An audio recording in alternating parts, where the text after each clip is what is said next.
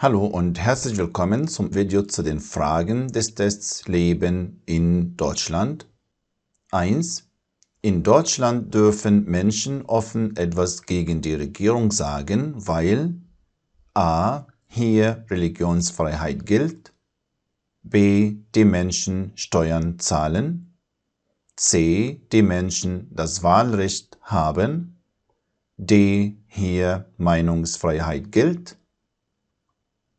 hier Meinungsfreiheit gilt. 2. In Deutschland können Eltern bis zum 14. Lebensjahr ihres Kindes entscheiden, ob es in der Schule am a. Geschichtsunterricht teilnimmt, b. Religionsunterricht teilnimmt, c. Politikunterricht teilnimmt, d. Sprachunterricht teilnimmt, Religionsunterricht teilnimmt. 3. Deutschland ist ein Rechtsstaat. Was ist damit gemeint? a. Alle Einwohner, Einwohnerinnen und der Staat müssen sich an die Gesetze halten. b. Der Staat muss sich nicht an die Gesetze halten. c. Nur Deutsche müssen die Gesetze befolgen. d. Die Gerichte machen die Gesetze. Alle Einwohner, Einwohnerinnen und der Staat müssen sich an die Gesetze halten. 4. Welches Recht gehört zu den Grundrechten in Deutschland? a. Waffenbesitz, b. Faustrecht, c. Meinungsfreiheit, d. Selbstjustiz. Meinungsfreiheit. 5. Wahlen in Deutschland sind frei. Was bedeutet das? a. Man darf Geld annehmen, wenn man dafür einen bestimmten Kandidaten, eine bestimmte Kandidatin wählt. b. Der Wähler darf bei der Wahl weder beeinflusst noch zu einer bestimmten Stimmabgabe gezwungen werden und keine Nachteile durch die Wahl haben. c. Nur Personen, die noch nie im Gefängnis waren, dürfen wählen. d. Alle wahlberechtigten Personen müssen wählen. Der Wähler darf bei der Wahl weder beeinflusst noch zu einer bestimmten Stimmabgabe gezwungen werden und keine Nachteile durch die Wahl haben. 6. Wie heißt die deutsche Verfassung? a. Volksgesetz, b. Bundesgesetz, c. Deutsches Gesetz, d. Grundgesetz. Grundgesetz. 7. Welches Recht gehört zu den Grundrechten, die nach der deutschen Verfassung garantiert werden? Das Recht auf a. Glaubens- und Gewissensfreiheit, b. Unterhaltung, c. Arbeit, d. Wohnung. Glaubens- und Gewissensfreiheit. 8. Was steht nicht im Grundgesetz von Deutschland? a. Die Würde des Menschen ist unantastbar. b. Alle sollen gleich viel Geld haben. c. Jeder Mensch darf seine Meinung sagen. d. Alle sind vor dem Gesetz gleich. Alle sollen gleich viel Geld haben. 9. Welches Grundrecht gilt in Deutschland nur für Ausländer, Ausländerinnen? Das Grundrecht auf a. Schutz der Familie, b. Menschenwürde, c. Asyl, d. Meinungsfreiheit, Asyl. 10. Was ist mit dem deutschen Grundgesetz vereinbar? a. Die Prügelstrafe, b. die Folter, c. die Todesstrafe, d. die Geldstrafe, die Geldstrafe. 11. Wie wird die Verfassung der Bundesrepublik Deutschland genannt?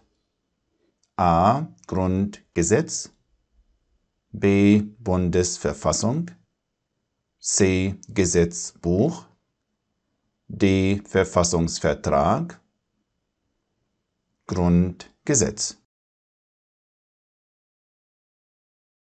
12. Eine Partei im Deutschen Bundestag will die Pressefreiheit abschaffen. Ist das möglich? a. Ja, wenn mehr als die Hälfte der Abgeordneten im Bundestag dafür sind. b. Ja, aber dazu müssen 2/3 der Abgeordneten im Bundestag dafür sein. c. Nein, denn die Pressefreiheit ist ein Grundrecht. Sie kann nicht abgeschafft werden. d. Nein, denn nur der Bundesrat kann die Pressefreiheit abschaffen. Nein, denn die Pressefreiheit ist ein Grundrecht. Sie kann nicht abgeschafft werden. 13. Im Parlament steht der Begriff Opposition für a. die regierenden Parteien, b. Abgeordnete, die nicht zu der Regierungspartei, den Regierungsparteien gehören, c. die Fraktion mit den meisten Abgeordneten, d. alle Parteien, die bei der letzten Wahl die 5%-Hürde erreichen konnten. Abgeordnete, die nicht zu der Regierungspartei, den Regierungsparteien gehören. 14.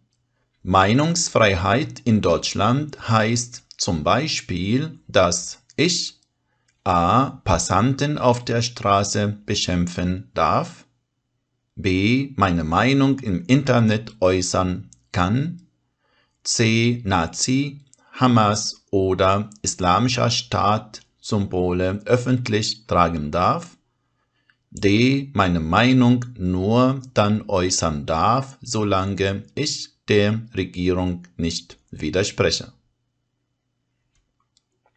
b. meine Meinung im Internet äußern darf. 15. Was verbietet das deutsche Grundgesetz? a. Militärdienst, b. Zwangsarbeit, c. freie Berufswahl, d. Arbeit im Ausland, Zwangsarbeit. 16. Wann ist die Meinungsfreiheit in Deutschland eingeschränkt? a. Bei der öffentlichen Verbreitung falscher Behauptungen über einzelne Personen, b.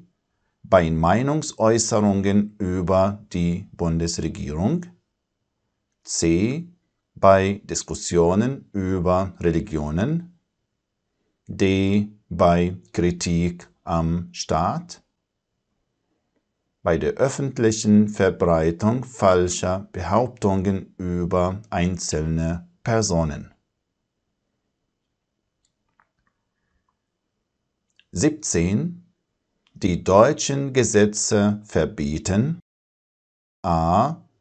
Meinungsfreiheit der Einwohner und Einwohnerinnen, b. Petitionen der Bürger und Bürgerinnen, c. Versammlungsfreiheit der Einwohner und Einwohnerinnen, d. Ungleichbehandlung der Bürger und Bürgerinnen durch den Staat. Ungleichbehandlung der Bürger und Bürgerinnen durch den Staat. 18. Welches Grundrecht ist in Artikel 1 des Grundgesetzes der Bundesrepublik Deutschland garantiert? a. Die Unantastbarkeit der Menschenwürde, b. Das Recht auf Leben, c. Religionsfreiheit, d. Meinungsfreiheit, die Unantastbarkeit der Menschenwürde. 19. Was versteht man unter dem Recht der Freizügigkeit in Deutschland? a. Man darf sich seinen Wohnort selbst aussuchen. b. Man kann seinen Beruf wechseln. c. Man darf sich für eine andere Religion entscheiden. d. Man darf sich in der Öffentlichkeit nur leicht bekleidet bewegen. Man darf sich seinen Wohnort selbst aussuchen. 20. Eine Partei in Deutschland verfolgt das Ziel, eine Diktatur zu errichten. Sie ist dann a. tolerant, b. rechtsstaatlich orientiert, c. gesetzestreu, d. verfassungswidrig. Verfassungswidrig. 21. Welches ist das Wappen der Bundesrepublik Deutschland? 1, 2, 3 oder 4? 1. 22. Was für eine Staatsform hat Deutschland? a. Monarchie, b. Diktatur, c. Republik, d. Fürstentum, c. Republik.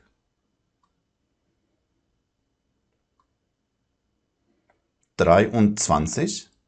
In Deutschland sind die meisten Erwerbstätigen a. bei einer Firma oder Behörde beschäftigt, b. in kleinen Familienunternehmen beschäftigt, c. ehrenamtlich für ein Bundesland tätig, d.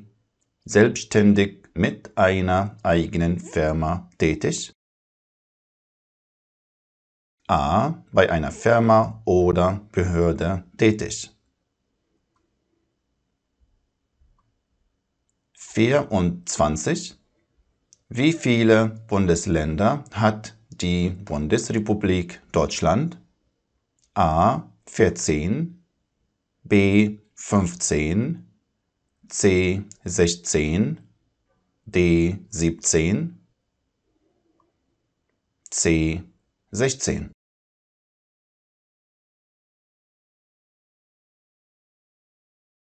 25. Was ist kein Bundesland der Bundesrepublik Deutschland? a. Nordrhein-Westfalen, b. Elsass-Lothringen, c. Mecklenburg-Vorpommern, d. Sachsen-Anhalt, b. Elsass-Lothringen.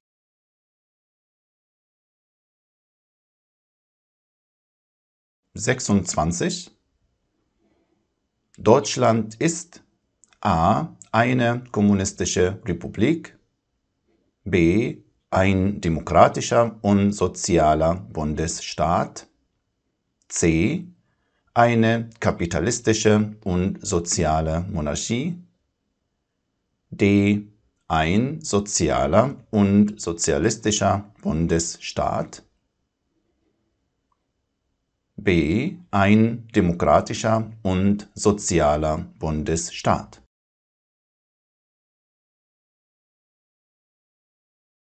#27. Deutschland ist A. ein sozialistischer Staat, B. ein Bundesstaat, C. eine Diktatur, D. eine Monarchie, B. ein Bundesstaat. 28. Wer wählt in Deutschland die Abgeordneten zum Bundestag? A. das Militär, B. die Wirtschaft, C. das wahlberechtigte Volk, D. die Verwaltung, C. das wahlberechtigte Volk.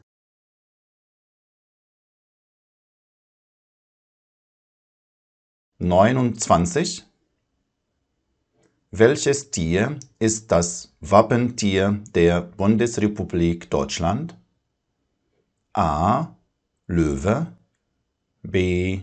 Adler, C. Bär, D. Pferd, B. Adler. 30. Was ist kein Merkmal unserer Demokratie? A. regelmäßige Wahlen, B. Pressezensur, C. Meinungsfreiheit, D. verschiedene Parteien, B. Pressezensur.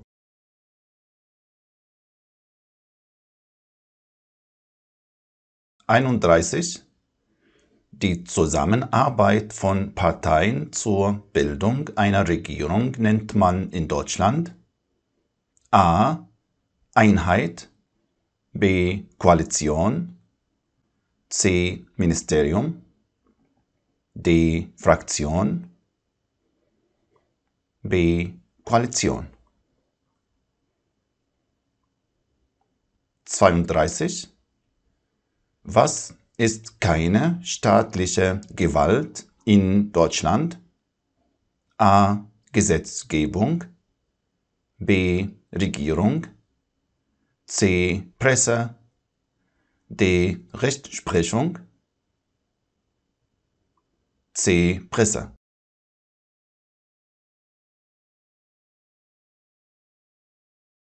33. Welche Aussage ist richtig? In Deutschland A. sind Staat und Religionsgemeinschaften voneinander getrennt, B. bilden die Religionsgemeinschaften den Staat, C. ist der Staat abhängig von den Religionsgemeinschaften, B. bilden Staat und Religionsgemeinschaften eine Einheit, A. sind Staat und Religionsgemeinschaften voneinander getrennt.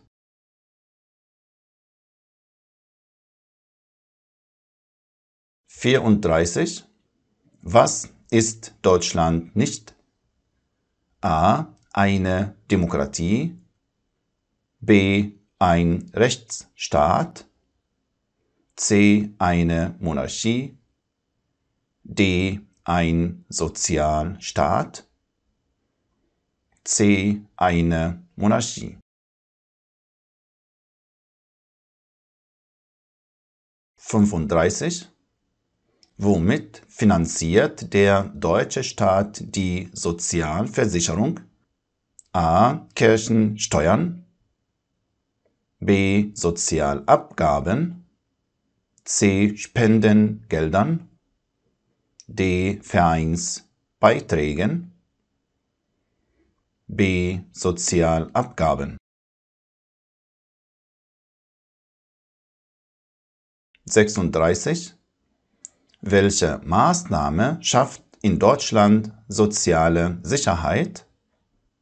A. Die Krankenversicherung, B. Die Autoversicherung, C. Die Gebäudeversicherung, D. Die Haftpflichtversicherung, A. Die Krankenversicherung.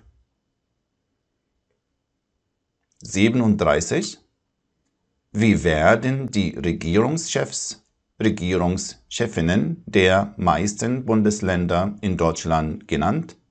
A. Erster Minister, erste Ministerin, B. Premierminister, Premierministerin, C. Senator, Senatorin, D. Ministerpräsident, Ministerpräsidentin, D. Ministerpräsident, Ministerpräsidentin. 38. Die Bundesrepublik Deutschland ist ein demokratischer und sozialer A. Staatenverbund, B. Bundesstaat, C. Staatenbund, D. Zentralstaat, B. Bundesstaat.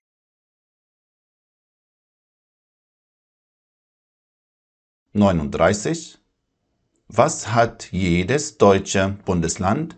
A. Einen eigenen Außenminister, eine eigene Außenministerin, B. Eine eigene Währung, C. Eine eigene Armee, D. Eine eigene Regierung, D. Eine eigene Regierung. 40. Mit welchen Worten beginnt die deutsche Nationalhymne? A. Völker hört die Signale, B. Einigkeit und Recht und Freiheit, C. Freude schöner Götterfunken, D. Deutschland einig Vaterland. B. Einigkeit und Recht und Freiheit. 41. Warum gibt es in einer Demokratie mehr als eine Partei? A. Weil dadurch die unterschiedlichen Meinungen der Bürger und Bürgerinnen vertreten werden. B. Damit Bestechung in der Politik begrenzt wird. C. Um politische Demonstrationen zu verhindern. D. Um wirtschaftlichen Wettbewerb anzuregen. A. Weil dadurch die unterschiedlichen Meinungen der Bürger und Bürgerinnen vertreten werden. 42. Wer beschließt in Deutschland ein neues Gesetz? A. Die Regierung, B. Das Parlament, C. Die Gerichte, D. Die Polizei, B. Das Parlament. 43. Wann kann in Deutschland eine Partei verboten werden? A. Wenn ihr Wahlkampf zu teuer ist, B. Wenn sie gegen die Verfassung kämpft, C. Wenn sie Kritik am Staatsoberhaupt äußert, D. Wenn ihr Programm eine neue Richtung vorschlägt, B. Wenn sie gegen die Verfassung kämpft. 44. Wen kann man als Bürger, Bürgerin in Deutschland nicht direkt wählen? A. Abgeordnete des EU-Parlaments, B. Den Bundespräsidenten, die Bundespräsidentin, C. Landtagsabgeordneter, D. Bundestagsabgeordneter, B. Den Bundespräsidenten, die Bundespräsidentin. 45. Zu welcher Versicherung gehört die Pflegeversicherung? A. Sozialversicherung, B. Unfallversicherung, C. Hausratversicherung, D. Hauptpflicht- und Feuerversicherung, A. Sozialversicherung. 46. Der deutsche Staat hat viele Aufgaben. Welche Aufgabe gehört dazu? A. Er baut Straßen und Schulen. B. Er verkauft Lebensmittel und Kleidung. C. Er versorgt alle Einwohner und Einwohnerinnen.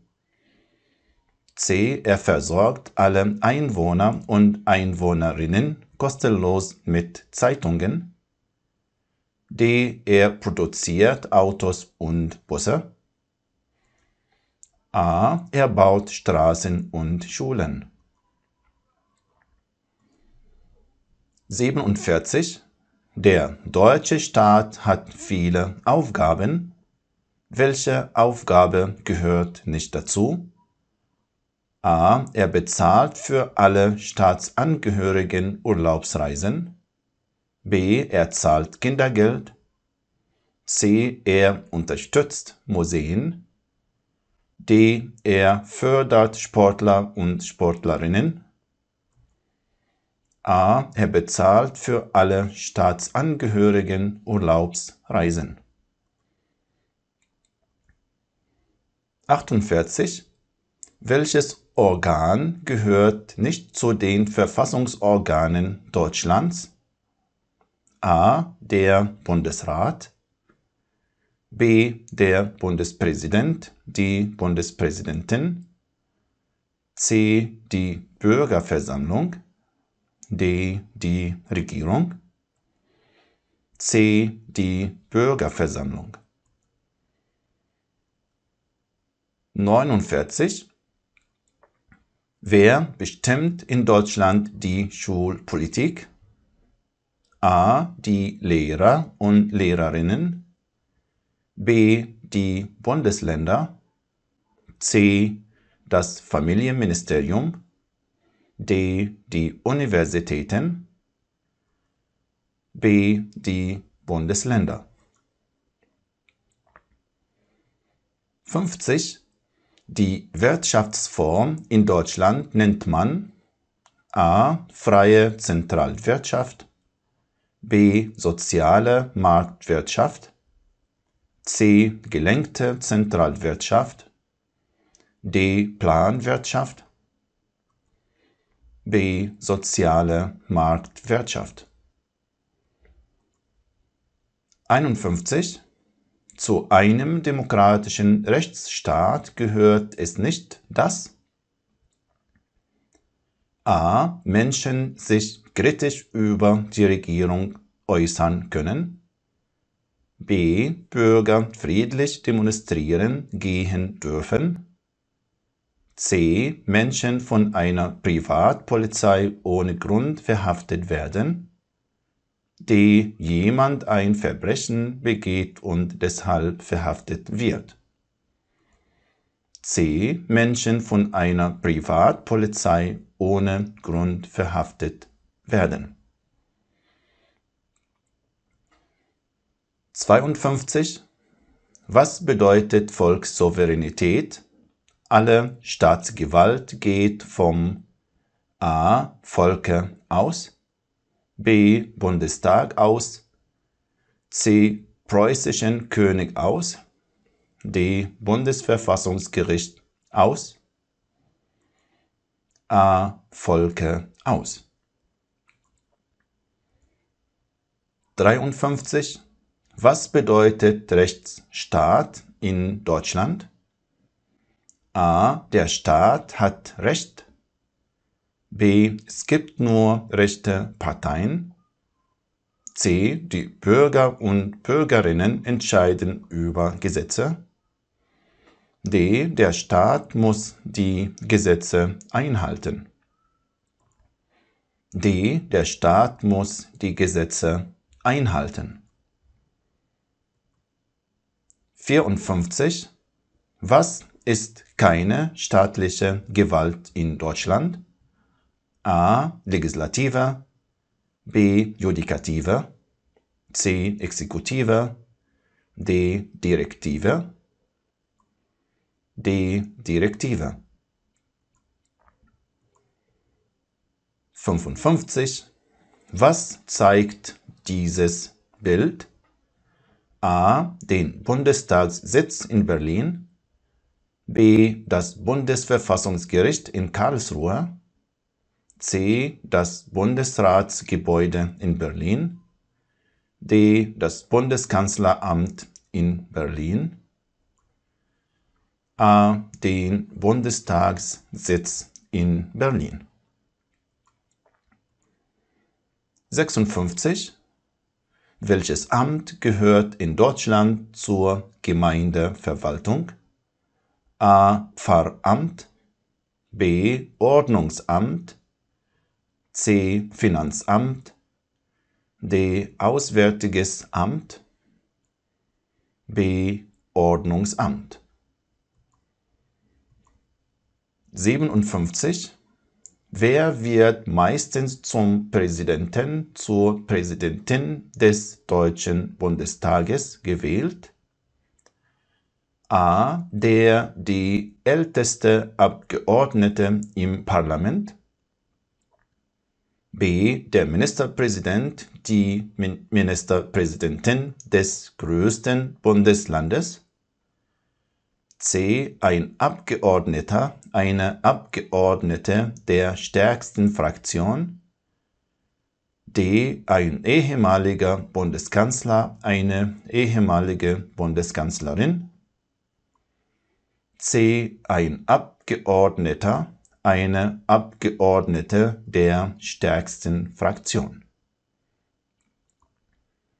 58. Wer ernennt in Deutschland die Minister, die Ministerinnen der Bundesregierung? A. Der Präsident, die Präsidentin des Bundesverfassungsgerichtes, B. der Bundespräsident, die Bundespräsidentin, C. der Bundesratspräsident, die Bundesratspräsidentin, D. der Bundestagspräsident, die Bundestagspräsidentin, B. der Bundespräsident, die Bundespräsidentin. Frage Nummer 59. Vor wie vielen Jahren gab es erstmals eine jüdische Gemeinde auf dem Gebiet des heutigen Deutschlands? A.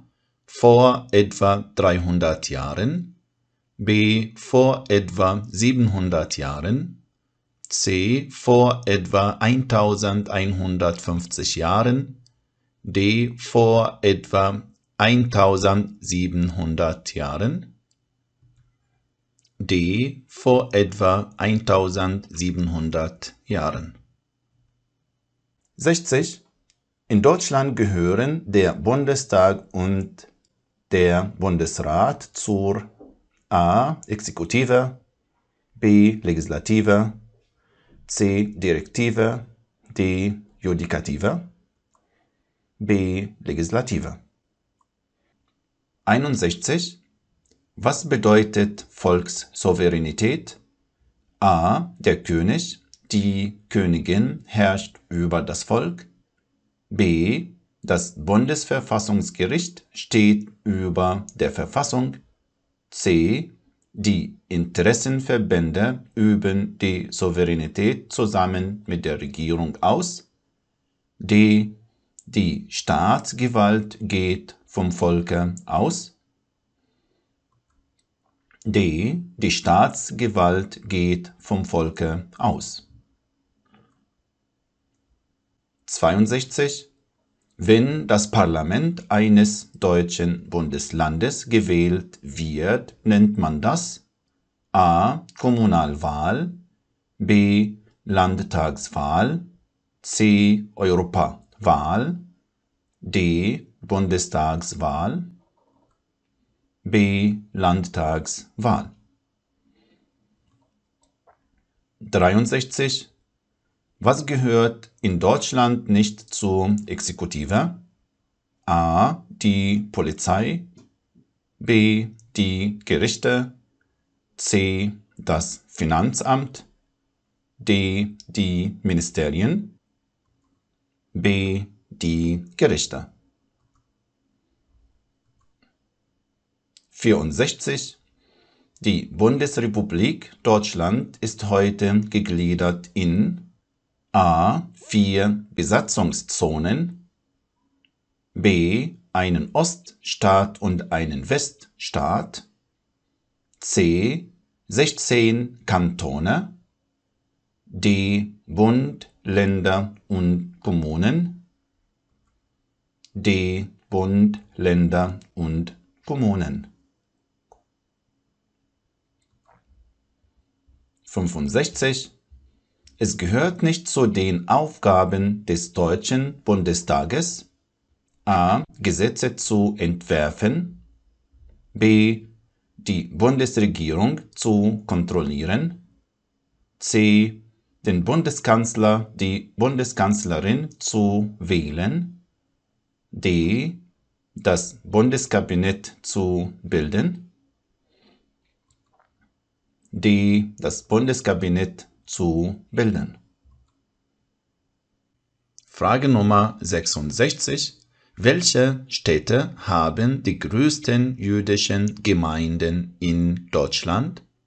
A. Berlin und München, b. Hamburg und Essen, c. Nürnberg und Stuttgart, d. Worms und Speyer, a. Berlin und München. 67. Was ist in Deutschland vor allem eine Aufgabe der Bundesländer?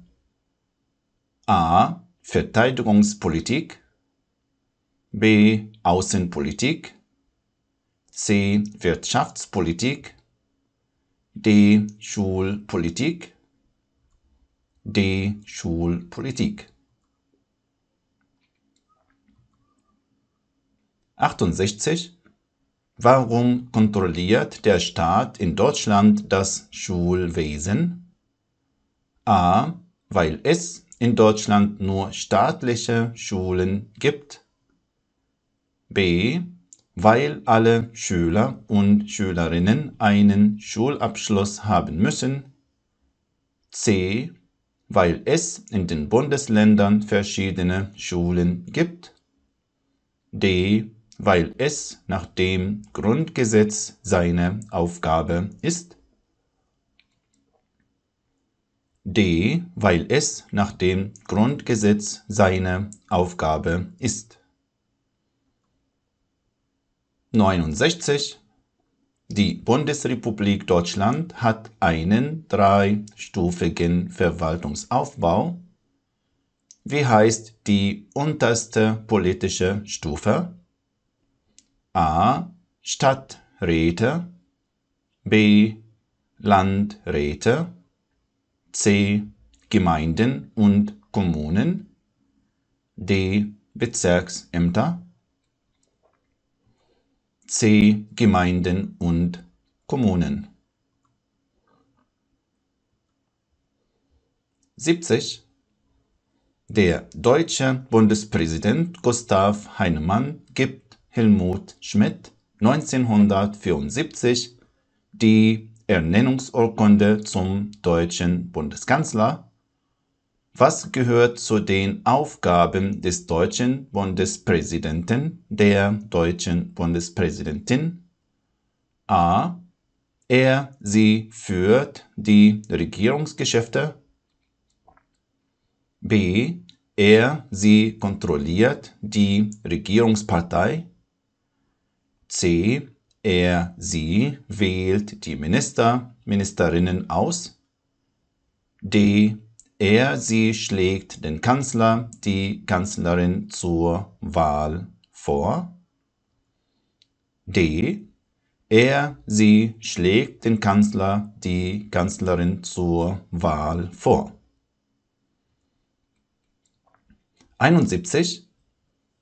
Wo hält sich der deutsche Bundeskanzler, die deutsche Bundeskanzlerin am häufigsten auf? Am häufigsten ist er, sie, a. in Bonn, weil sich dort das Bundeskanzleramt und der Bundestag befinden. B. in Berlin, weil sich dort das Bundeskanzleramt und der Bundestag befinden. C. auf Schloss Meseberg, dem Gästehaus der Bundesregierung, um Staatsgäste zu empfangen. D. auf Schloss Bellevue, dem Amtssitz des Bundespräsidenten, der Bundespräsidentin, um Staatsgäste zu empfangen. B. in Berlin, weil sich dort das Bundeskanzleramt und der Bundestag befinden. 72. Wie heißt der jetzige Bundeskanzler, die jetzige Bundeskanzlerin von Deutschland? A. Gerhard Schröder, B. Angela Merkel, C. Ursula von der Leyen, D. Friedrich Merz. D. Friedrich Merz.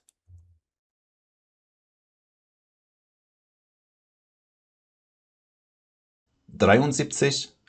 Die beiden größten Fraktionen im Deutschen Bundestag heißen zurzeit A. CDU, CSU und SPD, B. Die Linke und Bündnis 90 Die Grünen, C. FDP und SPD, D. Die Linke und FDP, A. CDU, CSU und SPD. 74. Wie heißt das Parlament für ganz Deutschland? A. Bundesversammlung, B. Volkskammer, C. Bundestag, D. Bundesgerichtshof, C. Bundestag. 75. Wie heißt Deutschlands heutiges Staatsoberhaupt? A. Frank-Walter Steinmeier, B. Norbert Lammert, C. Wolfgang Thierse, D. Edmund Stoiber, A. Frank-Walter Steinmeier. 76. Was bedeutet die Abkürzung CDU in Deutschland? A. Christliche Deutsche Union, B. Club Deutscher Unternehmer, C. Christlicher Deutscher Umweltschutz, D. Christlich-Demokratische Union, D. Christlich-Demokratische Union. 77. Was ist die Bundeswehr? A. Die deutsche Polizei, B. ein deutscher Hafen, C. eine deutsche Bürgerinitiative, D. die deutsche Armee, D. die deutsche Armee. 78. Was bedeutet die Abkürzung SPD? A. Sozialistische Partei Deutschlands, B. Sozialpolitische Partei Deutschlands, C. Sozialdemokratische Partei Deutschlands, D. Sozialgerechte Partei Deutschlands, C. Sozialdemokratische Partei Deutschlands. 79. Was bedeutet die Abkürzung Kürzung FDP in Deutschland? A. Friedliche Demonstrative Partei. B. Freie Deutschland Partei. C. Führende Demokratische Partei. D. Freie Demokratische Partei. D. Freie Demokratische Partei. 80. Welches Gericht in Deutschland ist zuständig für die Auslegung des Grundgesetzes? A. Oberlandesgericht. B. Amtsgericht. C. Bundesverfassungsgericht. D. Verwaltungsgericht. C. Bundesverfassungsgericht. 81. Wer wählt den Bundeskanzler, die Bundeskanzlerin in Deutschland? A. Der Bundesrat. B. Die Bundesversammlung. C. Das Volk. D. Der Bundestag. D. Der Bundestag. 82. Wer leitet das deutsche Bundeskabinett? A. Der Bundestagspräsident, die Bundestagspräsidentin. B. Der Bundespräsident, die Bundespräsidentin. C. Der Bundeskanzler, die Bundeskanzlerin. D. Der Bundesratspräsident, die Bundesratspräsidentin. C. Der Bundeskanzler, die Bundeskanzlerin. 83. Wer wählt den deutschen Bundeskanzler, die deutsche Bundeskanzlerin? A. Das Volk.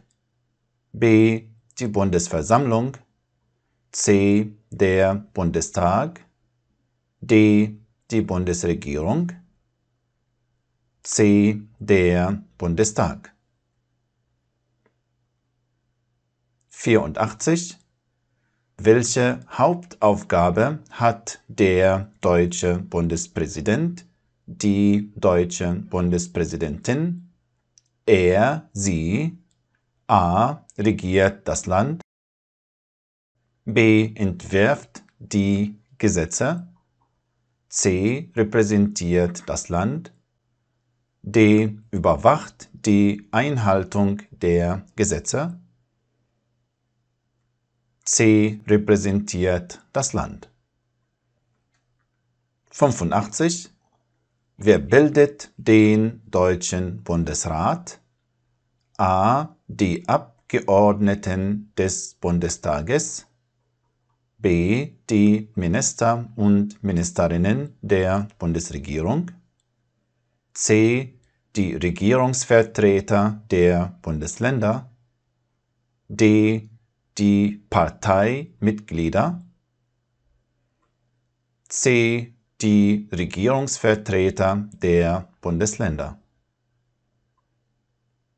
86. Wer wählt in Deutschland den Bundespräsidenten, die Bundespräsidentin? A. Die Bundesversammlung. B. Der Bundesrat. C. Das Bundesparlament. D. Das Bundesverfassungsgericht. A. Die Bundesversammlung.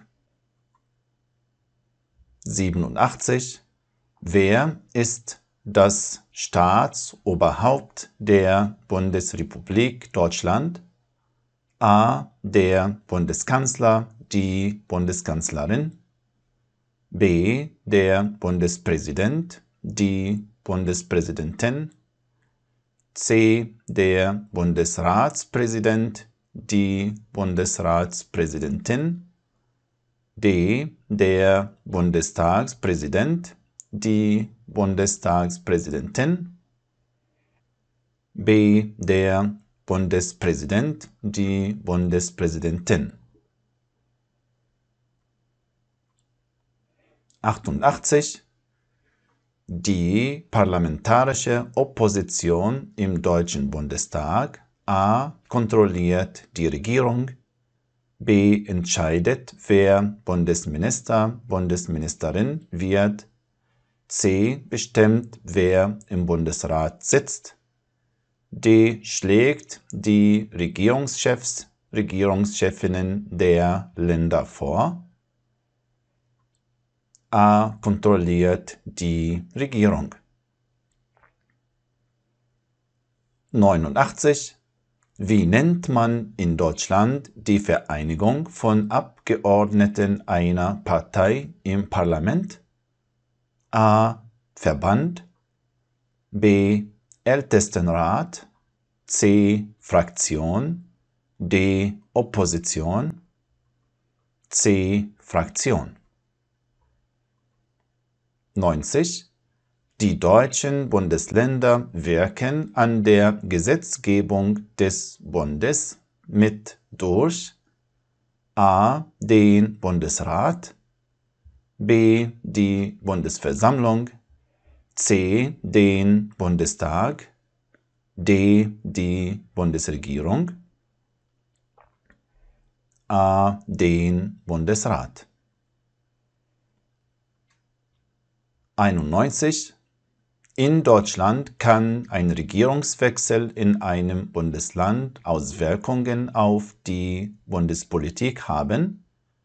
Das Regieren wird a. schwieriger, wenn sich dadurch die Mehrheit im Bundestag ändert, b. leichter, wenn dadurch neue Parteien in den Bundesrat kommen, c. schwieriger, wenn dadurch die Mehrheit im Bundesrat verändert wird, d. leichter, wenn es sich um ein reiches Bundesland handelt, c. schwieriger, wenn dadurch die Mehrheit im Bundesrat verändert wird. 92. Was bedeutet die Abkürzung CSU in Deutschland? a. Christlich-Sichere Union, b. Christlich-Süddeutsche Union, c. Christlich-Sozialer Unternehmerverband, d. Christlich-Soziale Union, d. Christlich-Soziale Union. 93. Je mehr Zweitstimmen eine Partei bei einer Bundestagswahl bekommt, desto a. mehr Sitze erhält die Partei im Parlament, b. weniger Erststimmen kann sie haben, c. mehr Direktkandidaten der Partei ziehen ins Parlament ein, d. größer ist das Risiko, eine Koalition bilden zu müssen, a. mehr Sitze erhält die Partei im Parlament. 94. Ab welchem Alter darf man in Deutschland an der Wahl zum Deutschen Bundestag teilnehmen? a. 16, b. 18, c. 21, d. 23, b. 18. 95. Was gilt für die meisten Kinder in Deutschland? a. Wahlpflicht, b. Schulpflicht, c. Schweigepflicht, d. Religionspflicht, b. Schulpflicht. Die Frage Nummer 96. Wie kann jemand, der den Holocaust leugnet, bestraft werden? a. Kürzung sozialer Leistungen, b. bis zu 100 Sozialstunden, c. gar nicht Holocaustleugnung ist erlaubt, d. mit Freiheitsstrafe bis zu 5 Jahren oder mit Geldstrafe. D. Mit Freiheitsstrafe bis zu 5 Jahren oder mit Geldstrafe. 97. Was bezahlt man in Deutschland automatisch, wenn man fest angestellt ist? A. Sozialversicherung, B. Sozialhilfe, C. Kindergeld, D. Wohngeld. A. Sozialversicherung. 98. Wenn Abgeordnete im Deutschen Bundestag ihre Fraktion wechseln, A. Kann die Regierung ihre Mehrheit verlieren, B. Dürfen sie nicht mehr an den Sitzungen des Parlaments teilnehmen, C. Muss der Bundespräsident, die Bundespräsidentin zuvor ihr Einverständnis geben, D. Dürfen die Wähler, Wählerinnen dieser Abgeordneten noch einmal wählen? A. Kann die Regierung ihre Mehrheit verlieren? 99. Wer bezahlt in Deutschland die Sozialversicherungen? A. Arbeitgeber, Arbeitgeberinnen und Arbeitnehmer, Arbeitnehmerinnen. B. Nur Arbeitnehmer, Arbeitnehmerinnen. C. Alle Staatsangehörigen. D. Nur Arbeitgeber, Arbeitgeberinnen. A. Arbeitgeber, Arbeitgeberinnen und Arbeitnehmer, Arbeitnehmerinnen.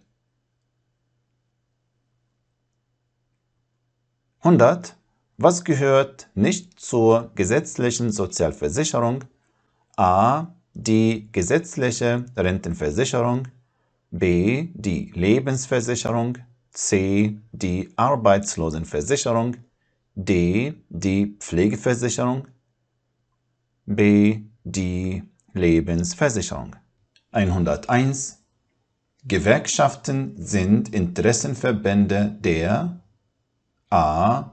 Jugendlichen, B. Arbeitnehmer und Arbeitnehmerinnen, C. Rentner und Rentnerinnen, D. Arbeitgeber und Arbeitgeberinnen, B. Arbeitnehmer und Arbeitnehmerinnen. 102. Womit kann man in der Bundesrepublik Deutschland geehrt werden, wenn man auf politischem, wirtschaftlichem, kulturellem, geistigem oder sozialem Gebiet eine besondere Leistung erbracht hat?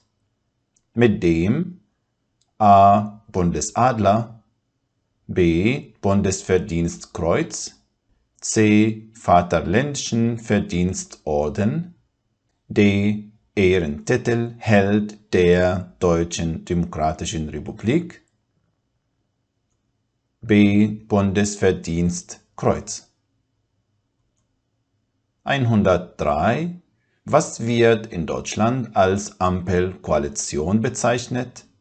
Die Zusammenarbeit A. der Bundestagsfraktionen von CDU und CSU, B. von SPD, FDP und Bündnis 90 Die Grünen in einer Regierung, C. von CSU, Die Linke und Bündnis 90 Die Grünen in einer Regierung, D. der Bundestagsfraktionen von CDU und SPD, B. von SPD, FDP und Bündnis 90 Die Grünen in einer Regierung.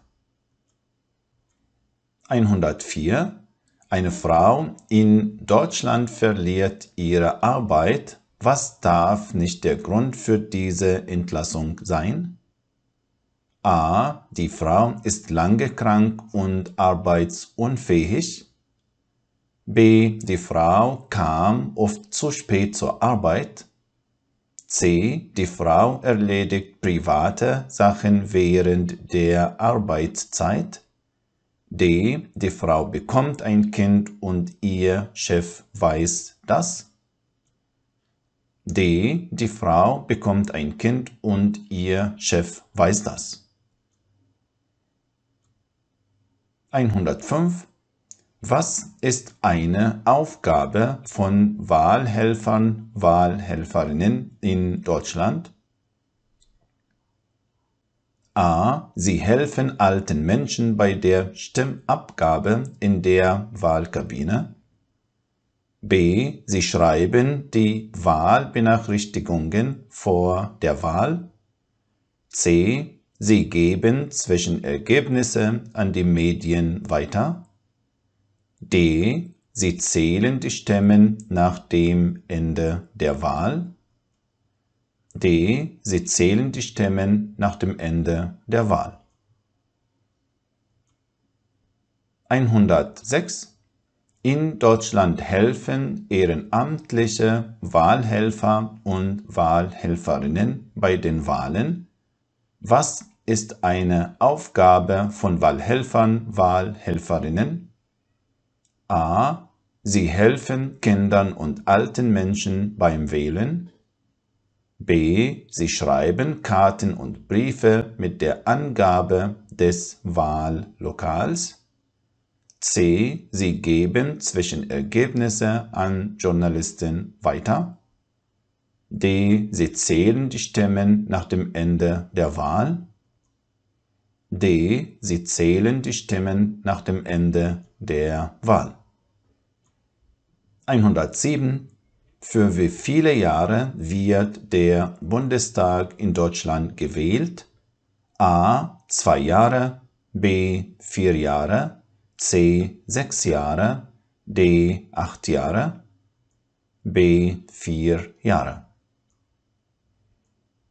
108. Bei einer Bundestagswahl in Deutschland darf jeder wählen, der A. in der Bundesrepublik Deutschland wohnt und wählen möchte, B. Bürger, Bürgerin der Bundesrepublik Deutschland ist und mindestens 18 Jahre alt ist, C.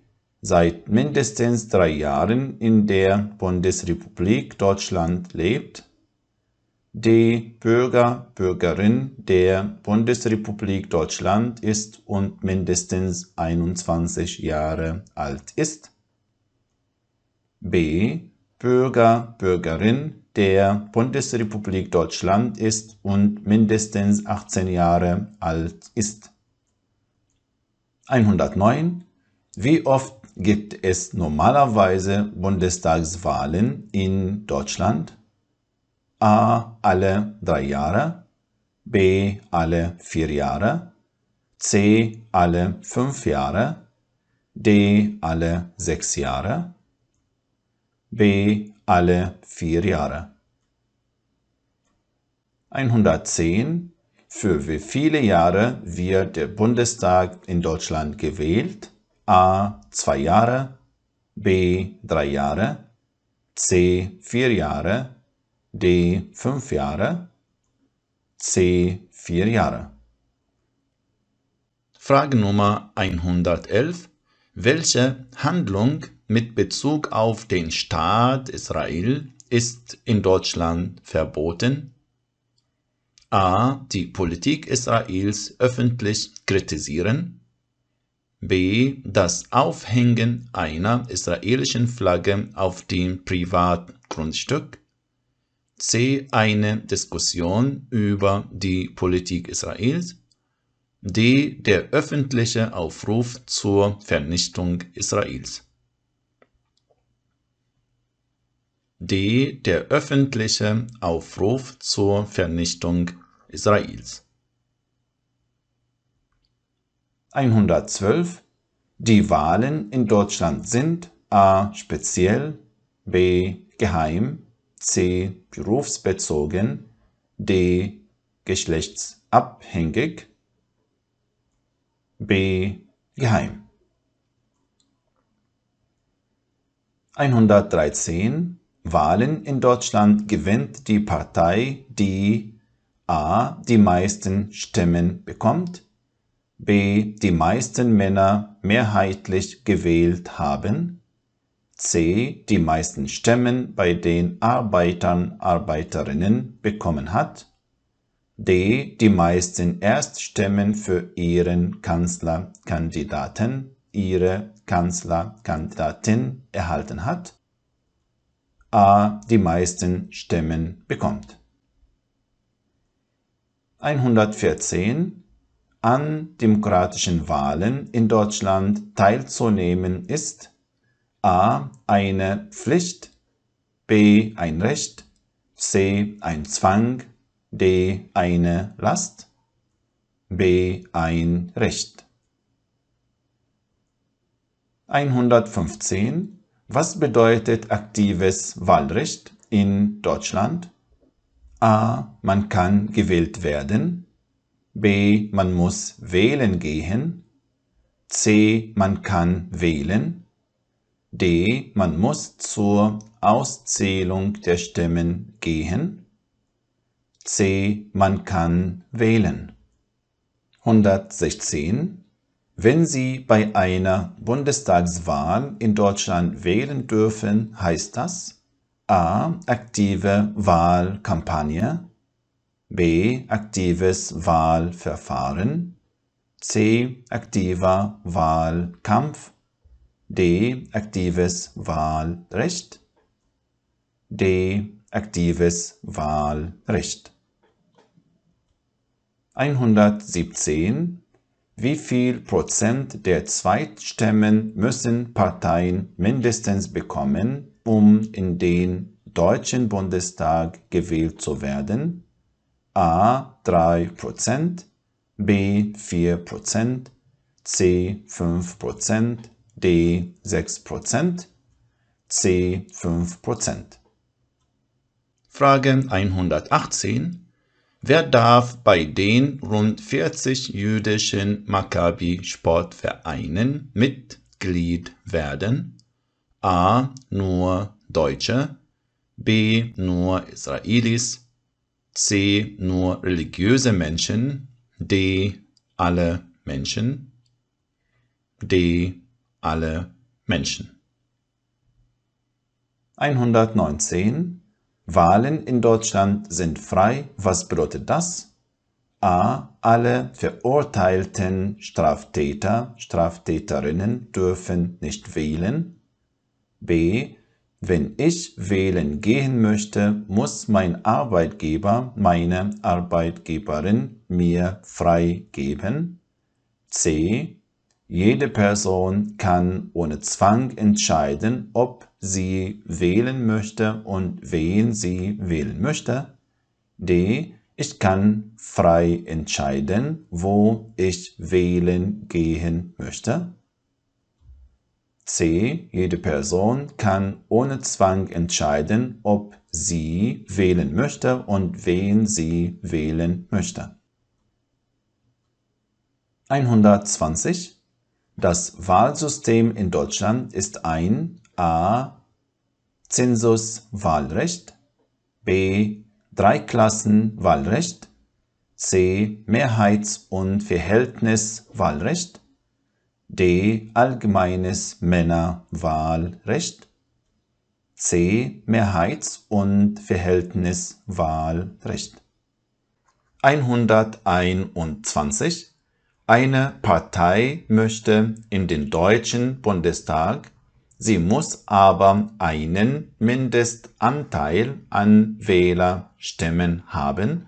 Das heißt A. 5% Hürde, B. Zulassungsgrenze, C. Basiswert, D. Richtlinie. A. 5% Hürde. 122.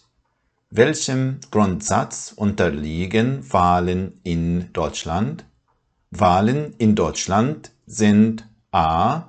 frei, gleich, geheim, B. offen, sicher, frei, C. geschlossen, gleich, sicher, D. sicher, offen, freiwillig. A. frei, gleich, geheim. 123. Was ist in Deutschland die 5%-Hürde? A. Abstimmungsregelung im Bundestag für kleine Parteien. B. Anwesenheitskontrolle im Bundestag für Abstimmungen. C. Mindestanteil an Wählerstimmen, um ins Parlament zu kommen. D. Anwesenheitskontrolle im Bundesrat für Abstimmungen. C. Mindestanteil an Wählerstimmen, um ins Parlament zu kommen. 124. Die Bundestagswahl in Deutschland ist die Wahl A. des Bundeskanzlers, der Bundeskanzlerin, B. der Parlamente der Länder, C. des Parlaments für Deutschland, D. des Bundespräsidenten, der Bundespräsidentin, C. des Parlaments für Deutschland. 125. In einer Demokratie ist eine Funktion von regelmäßigen Wahlen a. die Bürger und Bürgerinnen zu zwingen, ihre Stimme abzugeben, b. nach dem Willen der Wählermehrheit den Wechsel der Regierung zu ermöglichen, c. im Land bestehende Gesetze beizubehalten, d. den Armen mehr Macht zu geben, b. nach dem Willen der Wählermehrheit den Wechsel der Regierung zu ermöglichen. 126. Was bekommen wahlberechtigte Bürger und Bürgerinnen in Deutschland vor einer Wahl? A. Eine Wahlbenachrichtigung von der Gemeinde. B. Eine Wahlerlaubnis vom Bundespräsidenten, von der Bundespräsidentin. C. Eine Benachrichtigung von der Bundesversammlung. D. Eine Benachrichtigung vom Pfarramt. A. Eine Wahlbenachrichtigung von der Gemeinde. 127. Warum gibt es die 5%-Hürde im Wahlgesetz der Bundesrepublik Deutschland? Es gibt sie, weil a. die Programme von vielen kleinen Parteien viele Gemeinsamkeiten haben, b. die Bürger und Bürgerinnen bei vielen kleinen Parteien die Orientierung verlieren können, c. viele kleine Parteien die Regierungsbildung erschweren, d. die kleinen Parteien nicht so viel Geld haben, um die Politiker und Politikerinnen zu bezahlen, c. viele kleine Parteien die Regierungsbildung erschweren. 128.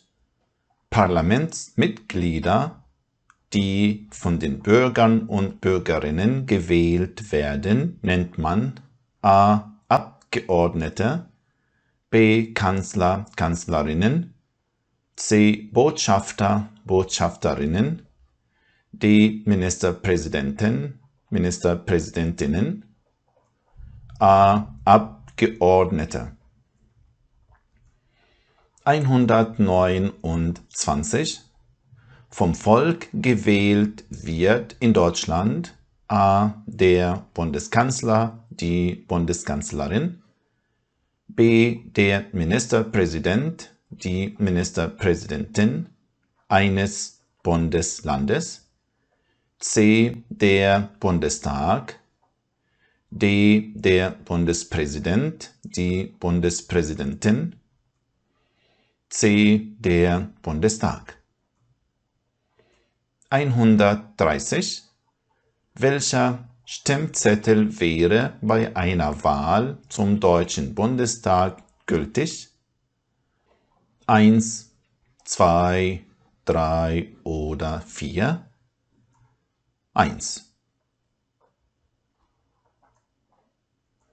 131.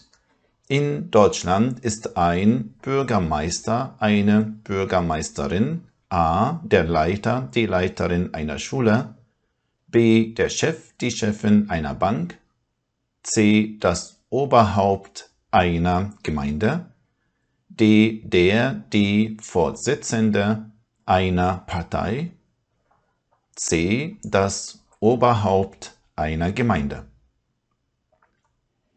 132. Viele Menschen in Deutschland arbeiten in ihrer Freizeit ehrenamtlich. Was bedeutet das? A. Sie arbeiten als Soldaten, Soldatinnen. B. Sie arbeiten freiwillig und unbezahlt in Vereinen und Verbänden. C. Sie arbeiten in der Bundesregierung. D. Sie arbeiten in einem Krankenhaus und verdienen dabei Geld. B. Sie arbeiten freiwillig und unbezahlt in Vereinen und Verbänden. 133. Was ist bei Bundestags- und Landtagswahlen in Deutschland erlaubt? A. Der Ehemann wählt für seine Frau mit. B. Man kann durch Briefwahl seine Stimme abgeben. C. Man kann am Wahltag telefonisch seine Stimme abgeben. D. Kinder ab dem Alter von 14 Jahren dürfen wählen. B. Man kann durch Briefwahl seine Stimme abgeben. 134. Man will die Buslinie abschaffen, mit der Sie immer zur Arbeit fahren. Was können Sie machen, um die Buslinie zu erhalten? A. Ich beteilige mich an einer Bürgerinitiative für die Erhaltung der Buslinie oder gründe selber eine Initiative. B. Ich werde Mitglied in einem Sportverein und trainiere Radfahren.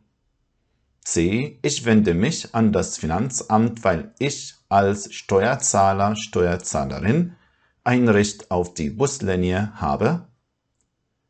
D. Ich schreibe einen Brief an das Forstamt der Gemeinde. A. Ich beteilige mich an einer Bürgerinitiative für die Erhaltung der Buslinie oder gründe selber eine Initiative. 135. Wen vertreten die Gewerkschaften in Deutschland? A. Große Unternehmen, B. Kleine Unternehmen, C. Selbstständige, D. Arbeitnehmer und Arbeitnehmerinnen, D. Arbeitnehmer und Arbeitnehmerinnen. 136. Sie gehen in Deutschland zum Arbeitsgericht bei A. falscher Nebenkostenabrechnung, B. ungerechtfertigter Kündigung durch Ihren Chef, Ihre Chefin, C. Problemen mit den Nachbarn, Nachbarinnen, D. Schwierigkeiten nach einem Verkehrsunfall, B. ungerechtfertigter Kündigung durch Ihren Chef, Ihre Chefin. 137. Welches Gericht ist in Deutschland bei Konflikten in der Arbeitswelt zuständig? A. Das Familiengericht, B. das Strafgericht, C. das Arbeitsgericht, D. das Amtsgericht, C. das Arbeitsgericht. 138. Was kann ich in Deutschland machen, wenn mir mein Arbeitgeber, meine Arbeitgeberin zu Unrecht gekündigt hat? A. Weiter arbeiten und freundlich zum Chef, zur Chefin sein. B. Ein Mahnverfahren gegen den Arbeitgeber, die Arbeitgeberin führen. C. Kündigungsschutzklage erheben. D. Den Arbeitgeber, die Arbeitgeberin bei der Polizei anzeigen. C. Kündigungsschutzklage erheben. 139. Wann kommt es in Deutschland zu einem Prozess vor Gericht? Wenn jemand a. zu einer anderen Religion übertritt, b. eine Straftat begangen hat und angeklagt wird, c. eine andere Meinung als die der Regierung vertritt, d. sein Auto falsch geparkt hat und es abgeschleppt wird. B. eine Straftat begangen hat und angeklagt wird. 140. Was macht ein Schiffer, eine Schiffin in Deutschland? Sie a. entscheidet mit Richtern, Richterinnen über Schuld und Strafe. B. gibt Bürgern, Bürgerinnen rechtlichen Rat. C. stellt Urkunden aus. D. verteidigt den Angeklagten, die Angeklagte. A. entscheidet mit Richtern, Richterinnen über Schuld und Strafe. 141. Wer berät in Deutschland Personen bei Rechtsfragen und vertritt sie vor Gericht? A. ein Rechtsanwalt, eine Rechtsanwältin. B. ein Richter, eine Richterin. C. ein Schiffer, eine Schiffin. D. ein Staatsanwalt, eine Staatsanwältin. A. ein Rechtsanwalt, eine Rechtsanwältin. 142. Was ist die Hauptaufgabe eines Richters, einer Richterin in Deutschland? Ein Richter, eine Richterin a. vertritt Bürger und Bürgerinnen vor einem Gericht. B. arbeitet an einem Gericht und spricht Urteile. C. ändert Gesetze. D. betreut Jugendliche vor Gericht. B. arbeitet an einem Gericht und spricht Urteile. 143. Ein Richter, eine Richterin in Deutschland gehört zur a. Judikative, b. Exekutive, c. Operative, d. Legislative. A. Judikative. 144.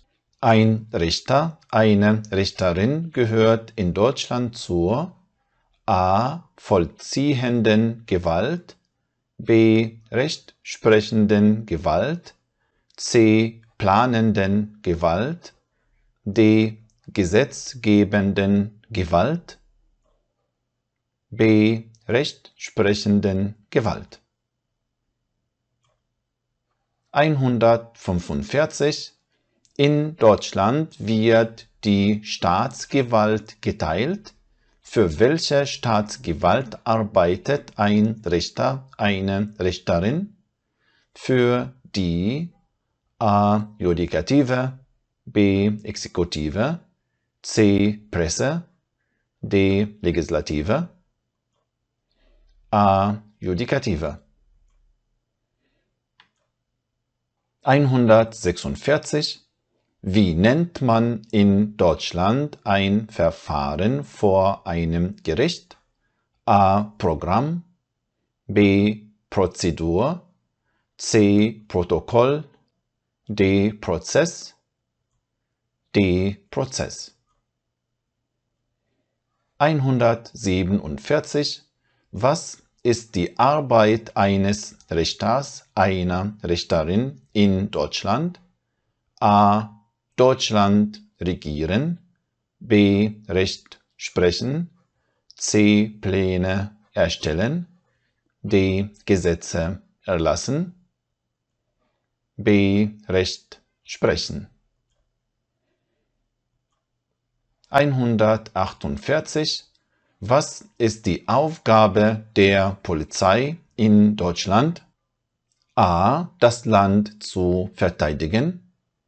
B. Die Bürgerinnen und Bürger abzuhören. C. Die Gesetze zu beschließen. D. Die Einhaltung von Gesetzen zu überwachen. D. Die Einhaltung von Gesetzen zu überwachen. Die Frage 149.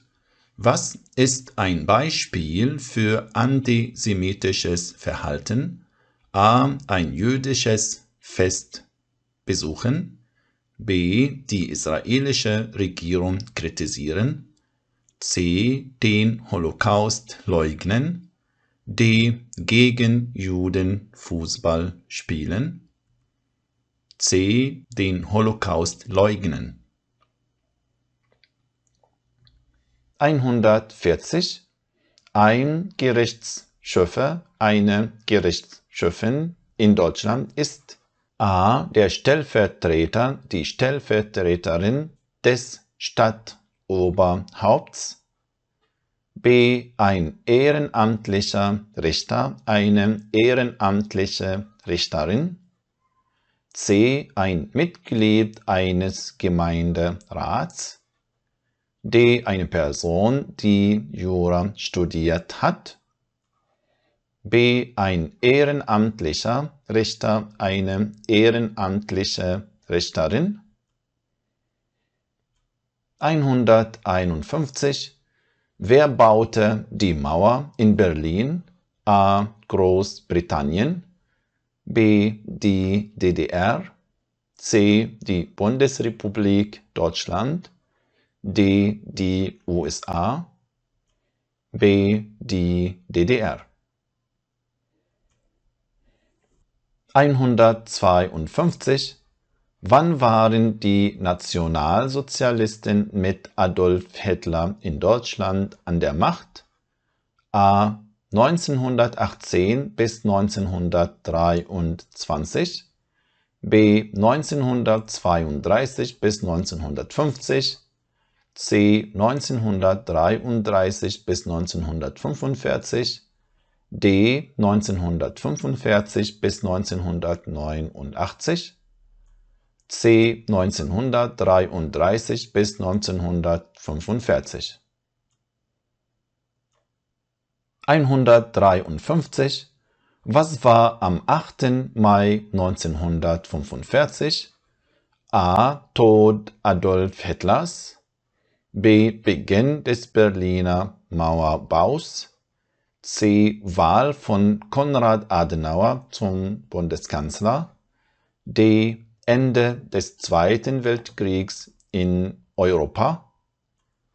D. Ende des Zweiten Weltkriegs in Europa. 154. Wann war der Zweite Weltkrieg zu Ende? A. 1933. B. 1945. C. 1949. D. 1961. B. 1945. 155. Wann waren die Nationalsozialisten in Deutschland an der Macht? A. 1888 bis 1918. B. 1921 bis 1934. C. 1933 bis 1945. D. 1949 bis 1963. C. 1933 bis 1945. 156. In welchem Jahr wurde Hitler Reichskanzler? A. 1923, B. 1927, C. 1933, D. 1936, C. 1933. 157. Die Nationalsozialisten mit Adolf Hitler errichteten 1933 in Deutschland A. eine Diktatur, B. einen demokratischen Staat, C. eine Monarchie, D. ein Fürstentum, A. eine Diktatur. 158. Das Dritte Reich war eine A. Diktatur, B. Demokratie, C. Monarchie, D. Räterepublik, A. Diktatur. 159. Was gab es in Deutschland nicht während der Zeit des Nationalsozialismus?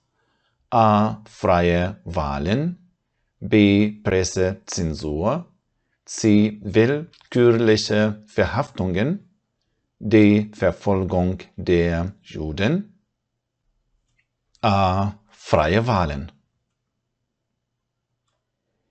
160. Welcher Krieg dauerte von 1939 bis 1945?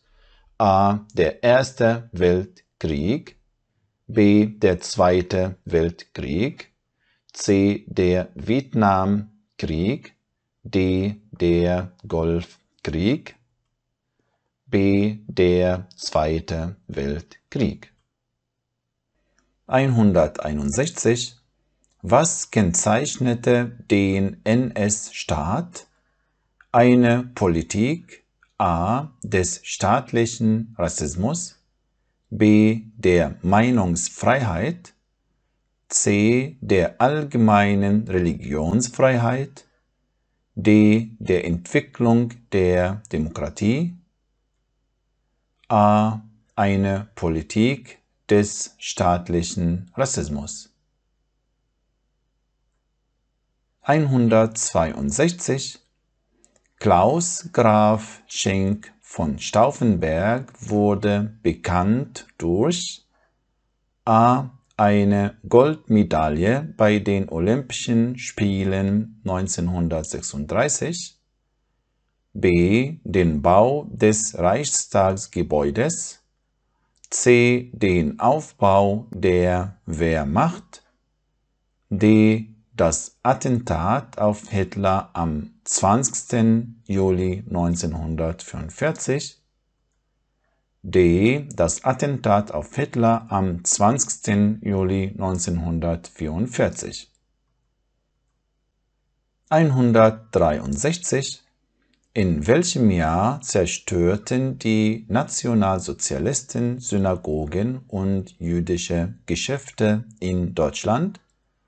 A. 1925, B. 1930, C. 1938, D. 1945, C. 1938.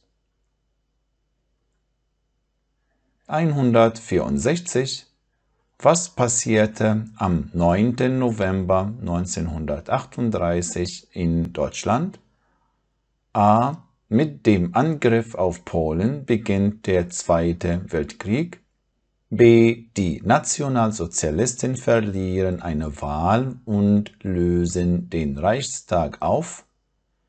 C. Jüdische Geschäfte und Synagogen werden durch Nationalsozialisten und ihre Anhänger zerstört. D. Hitler wird Reichspräsident und lässt alle Parteien verbieten. C. Jüdische Geschäfte und Synagogen werden durch Nationalsozialisten und ihre Anhänger zerstört. 165. Wie hieß der erste Bundeskanzler der Bundesrepublik Deutschland? A. Konrad Adenauer, B. Kurt Georg Kiesinger, C. Helmut Schmidt, D. Willy Brandt, A. Konrad Adenauer. 166. Bei welchen Demonstrationen in Deutschland riefen die Menschen: Wir sind das Volk?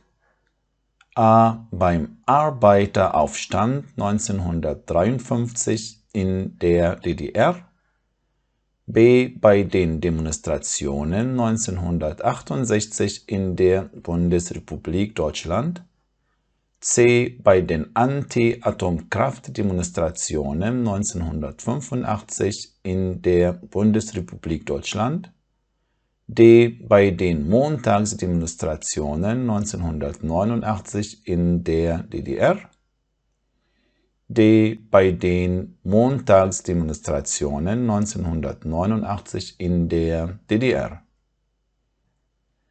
167. Welche Länder wurden nach dem Zweiten Weltkrieg in Deutschland als alliierte Besatzungsmächte bezeichnet? A. Sowjetunion, Großbritannien, Polen, Schweden, B. Frankreich, Sowjetunion, Italien, Japan, C. USA, Sowjetunion, Spanien, Portugal, D. USA, Sowjetunion, Großbritannien, Frankreich, D. USA, Sowjetunion, Großbritannien, Frankreich. 168. Welches Land war keine alliierte Besatzungsmacht in Deutschland? A. USA, B. Sowjetunion, C. Frankreich, D. Japan, D. Japan. 169. Wann wurde die Bundesrepublik Deutschland gegründet? A. 1939, B. 1945, C. 1949, D. 1951, C. 1949. 170. Was gab es während der Zeit des Nationalsozialismus in Deutschland? A. Das Verbot von Parteien, B. Das Recht zur freien Entfaltung der Persönlichkeit, C. Pressefreiheit, D. Den Schutz der Menschenwürde, A. Das Verbot von Parteien. 171. Soziale Marktwirtschaft bedeutet, die Wirtschaft A steuert sich allein nach Angebot und Nachfrage, B wird vom Staat geplant und gesteuert, Angebot und Nachfrage werden nicht berücksichtigt, C richtet sich nach der Nachfrage im Ausland, D richtet sich nach Angebot und Nachfrage, aber der Staat sorgt für einen sozialen Ausgleich. D richtet sich nach Angebot und Nachfrage, aber der Staat sorgt für einen sozialen Ausgleich. 172. In welcher Besatzungszone wurde die DDR gegründet? In der A. amerikanischen Besatzungszone, B. französischen Besatzungszone, C. britischen Besatzungszone, die sowjetischen Besatzungszone, die in der sowjetischen Besatzungszone. 173. Die Bundesrepublik Deutschland ist ein Gründungsmitglied a. des Nordatlantikpakts NATO, b. der Vereinten Nationen VN, c. der Europäischen Union EU, d. des Warschauer Pakts, c. der Europäischen Union EU. 174.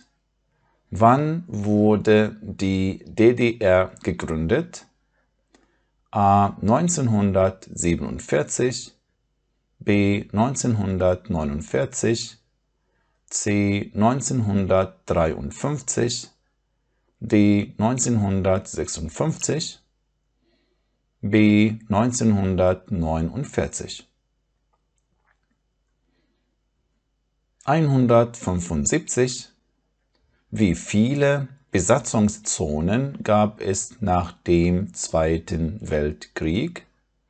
A. 3, b. 4, c. 5, d. 6, b. 4. 176. Wie waren die Besatzungszonen Deutschlands nach 1945 verteilt? A. 1 Großbritannien, 2 Sowjetunion, 3 Frankreich, 4 USA. B. 1 Sowjetunion, 2 Großbritannien, 3 USA, 4 Frankreich. C. 1 Großbritannien, 2 Sowjetunion, 3 USA, 4 Frankreich. D. 1 Großbritannien, 2 USA, 3 Sowjetunion, 4 Frankreich. C. 1 Großbritannien, 2 Sowjetunion, 3 USA, 4 Frankreich. 177. Welche deutsche Stadt wurde nach dem Zweiten Weltkrieg in 4 Sektoren aufgeteilt? A. München, b. Berlin, c. Dresden, d. Frankfurt an der Oder, b. Berlin.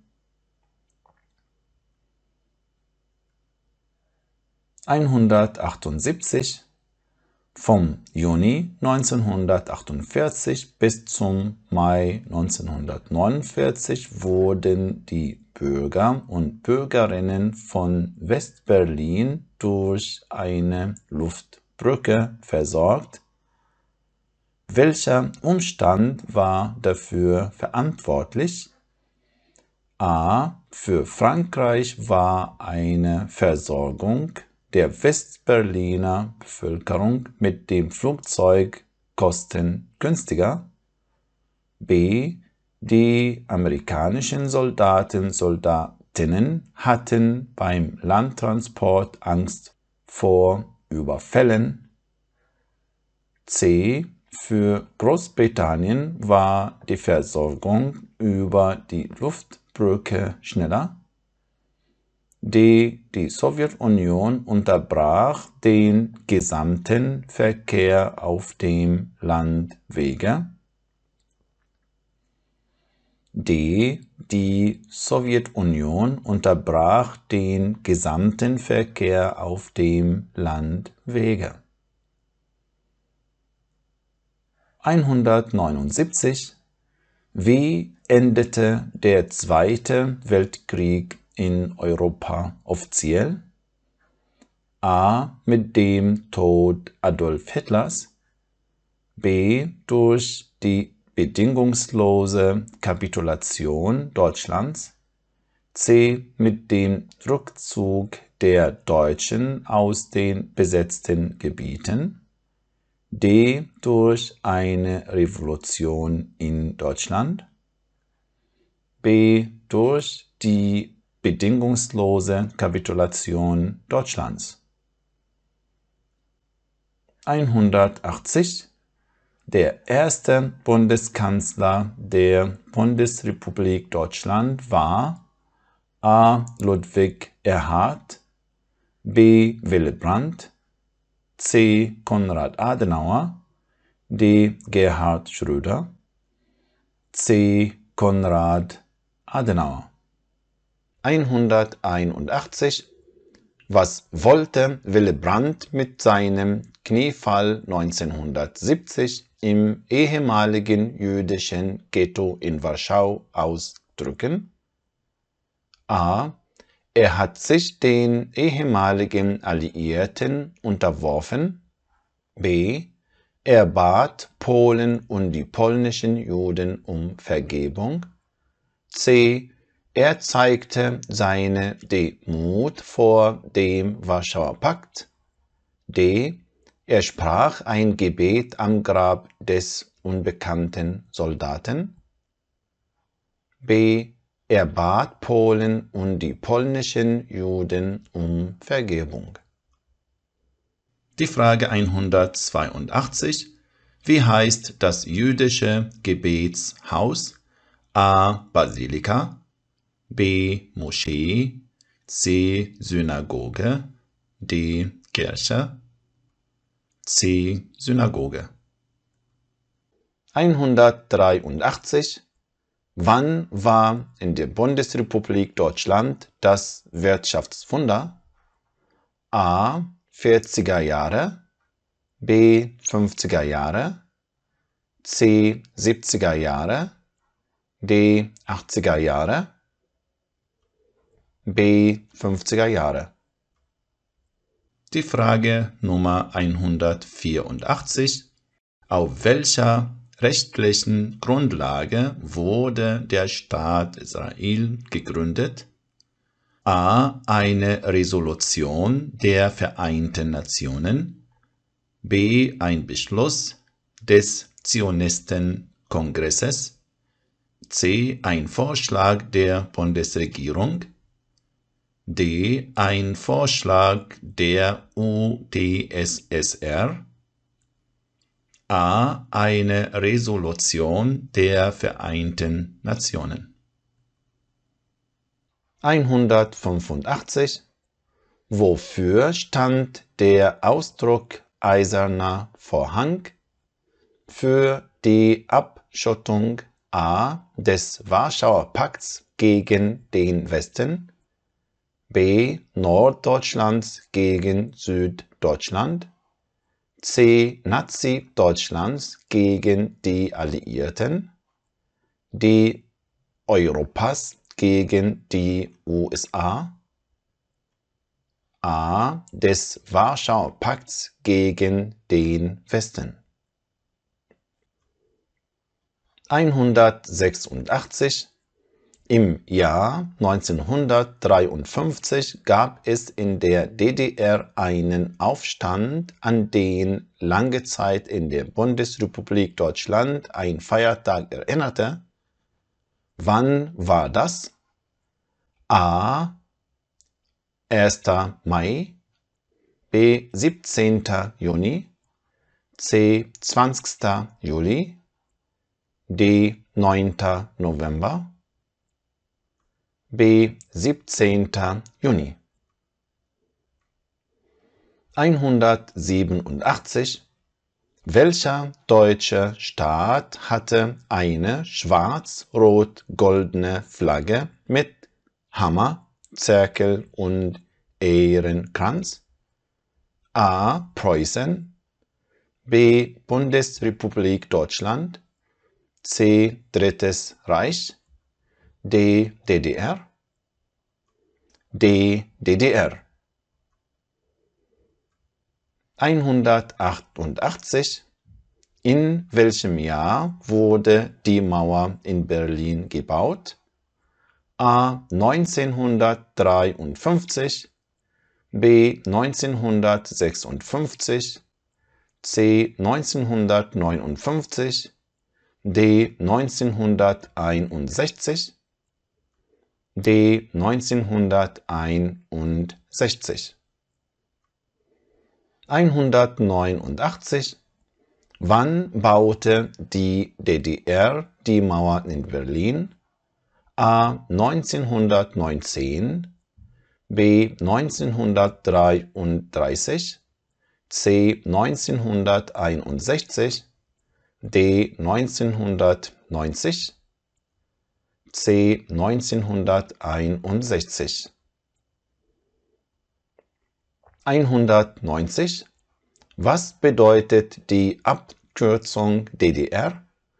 A. Dritter Deutscher Rundfunk, B. Die Deutsche Republik, C. Dritte Deutsche Republik, D. Deutsche Demokratische Republik, D. Deutsche Demokratische Republik. 191. Wann wurde die Mauer in Berlin für alle geöffnet? A. 1987, B. 1989, C. 1992, D. 1995, B. 1989. 192. Welches heutige deutsche Bundesland gehörte früher zum Gebiet der DDR? A. Brandenburg, B. Bayern, C. Saarland, D. Hessen, A. Brandenburg. 1993. Von 1961 bis 1989 war Berlin A. ohne Bürgermeister, B. ein eigener Staat, C. durch eine Mauer geteilt, D. nur mit dem Flugzeug erreichbar, C. durch eine Mauer geteilt. 194. Am 3. Oktober feiert man in Deutschland den Tag der Deutschen, A. Einheit, B. Nation, C. Bundesländer, D. Städte, A. Einheit. 195. Welches heutige deutsche Bundesland gehörte früher zum Gebiet der DDR? A. Hessen, B. Sachsen-Anhalt, C. Nordrhein-Westfalen, D. Saarland, B. Sachsen-Anhalt. 196. Warum nennt man die Zeit im Herbst 1989 in der DDR die Wende?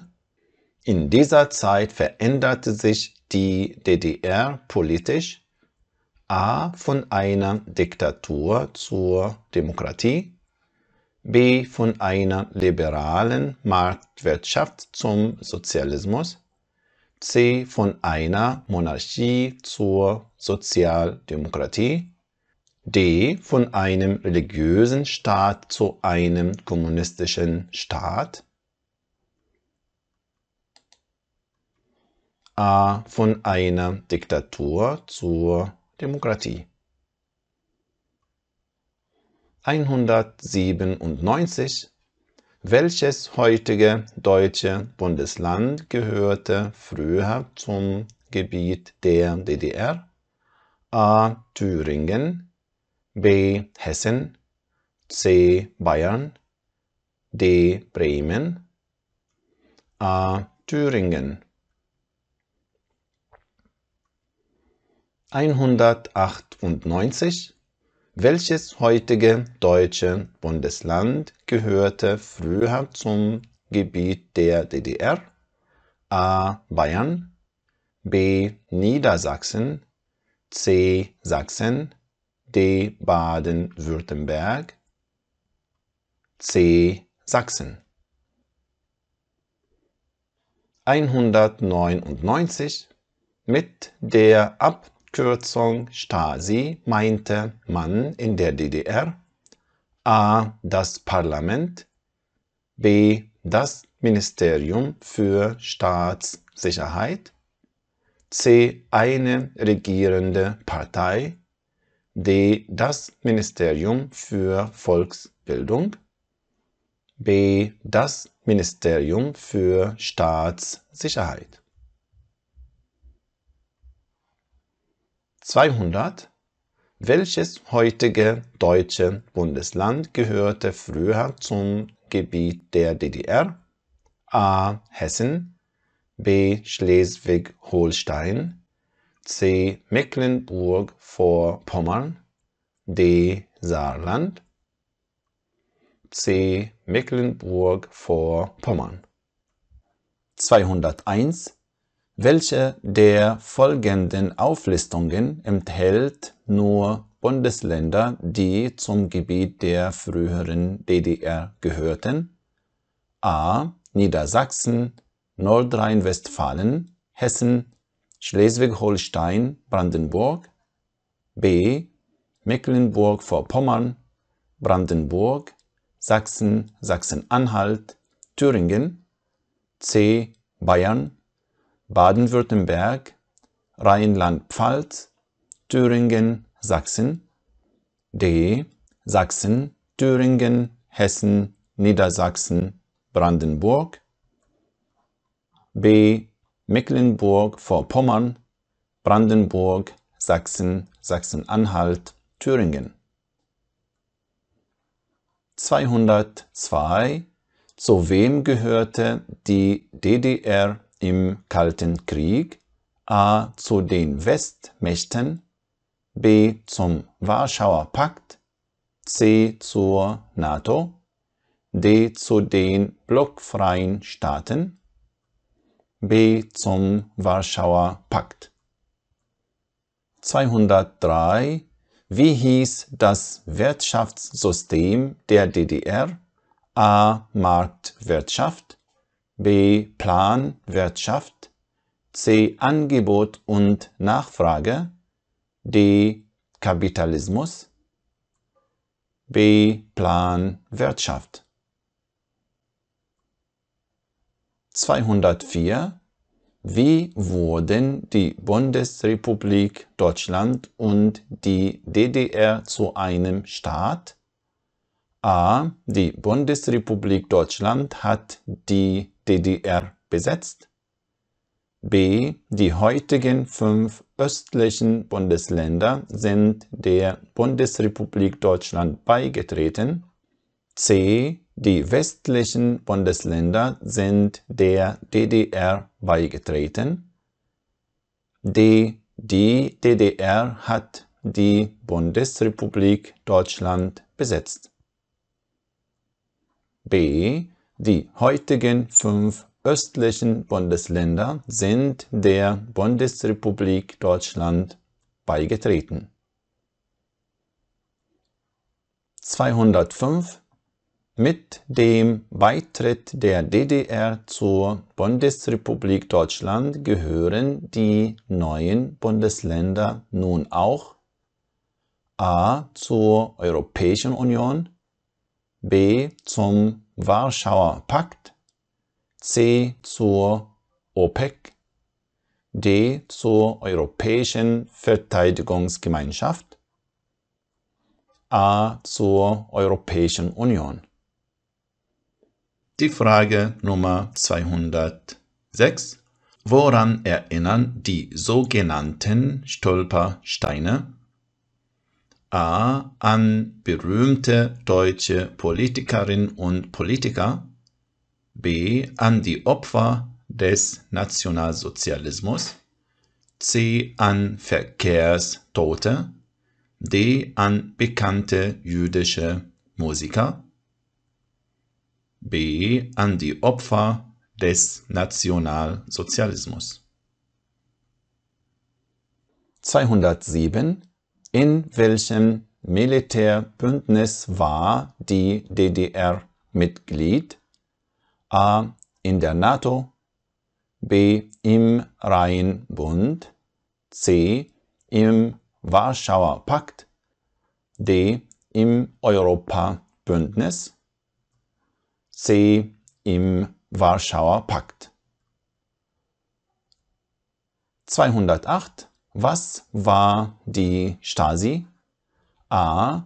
Der Geheimdienst im Dritten Reich. B.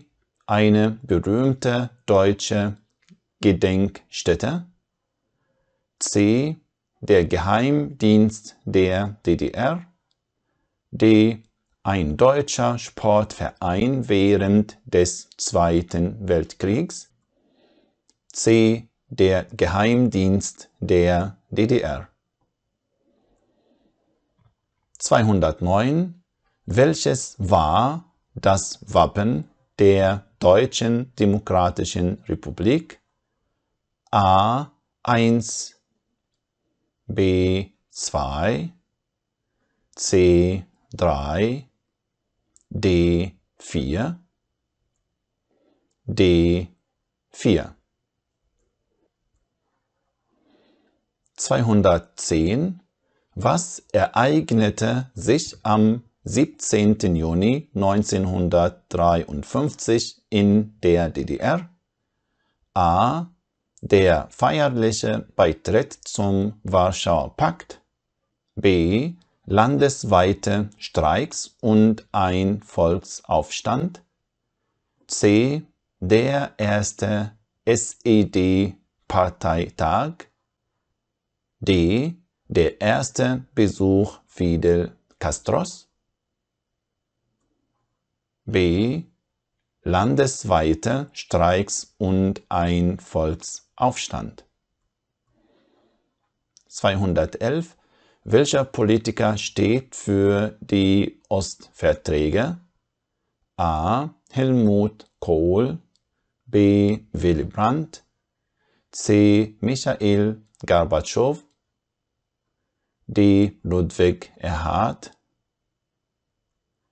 B. Willy Brandt. 212.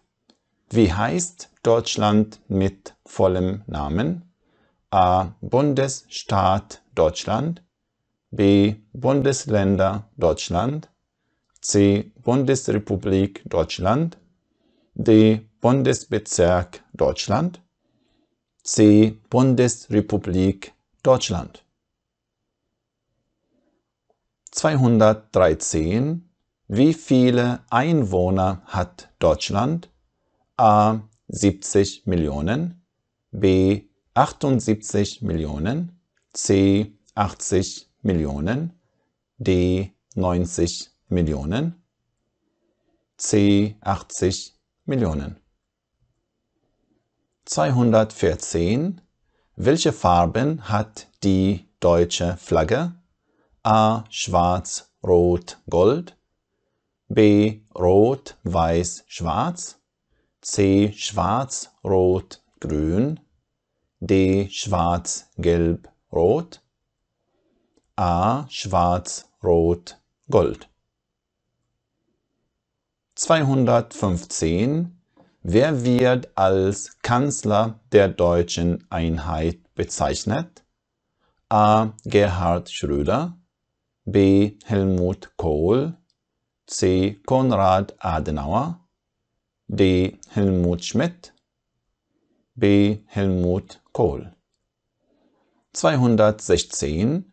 Welches Symbol ist im Plenarsaal des Deutschen Bundestages zu sehen? A. Der Bundesadler. B. Die Fahne der Stadt Berlin. C. Der Reichsadler. D. Die Reichskrone. Krone. A. Der Bundesadler. 217. In welchem Zeitraum gab es die Deutsche Demokratische Republik DDR? A. 1919 bis 1927, B. 1933 bis 1945, C. 1945 bis 1961, D. 1949 bis 1990, D. 1949 bis 1990. 218. Wie viele Bundesländer kamen bei der Wiedervereinigung 1990 zur Bundesrepublik Deutschland hinzu? A. 4, B. 5, C. 6, D. 7, B. 5. 219. Deutschland hat die Grenzen von heute seit A. 1933, B. 1949, C. 1971, D. 1990, D. 1990. Die Frage Nummer 220. Der 27. Januar ist in Deutschland ein offizieller Gedenktag. Woran erinnert dieser Tag?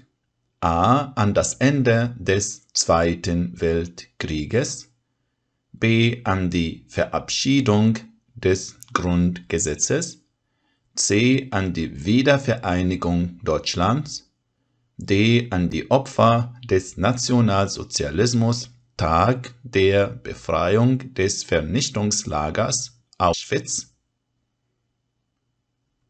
D. An die Opfer des Nationalsozialismus, Tag der Befreiung des Vernichtungslagers Auschwitz.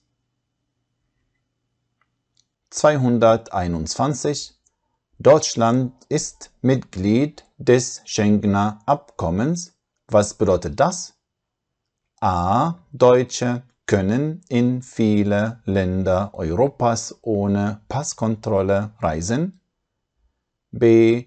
Alle Menschen können ohne Personenkontrolle in Deutschland einreisen. C. Deutsche können ohne Passkontrolle in jedes Land reisen. D. Deutsche können in jedem Land mit dem Euro bezahlen. A. Deutsche können in viele Länder Europas ohne Passkontrolle reisen. 222. Welches Land ist ein Nachbarland von Deutschland? A. Ungarn, B. Portugal, C. Spanien, D. Schweiz, D. Schweiz. 223. Welches Land ist ein Nachbarland von Deutschland? A. Rumänien, B. Bulgarien, C. Polen, D. Griechenland, C. Polen. 224. Was bedeutet die Abkürzung EU? A. Europäische Unternehmen, B. Europäische Union, C. Einheitliche Union, D. Euro-Union, B. Europäische Union. 225. In welchem anderen Land gibt es eine große deutschsprachige Bevölkerung? A. Tschechien, B. Norwegen, C. Spanien, D. Österreich, D. Österreich. 226. Welche ist die Flagge der Europäischen Union? 1, 2, 3, 4, 2. 227. Welches Land ist ein Nachbarland von Deutschland?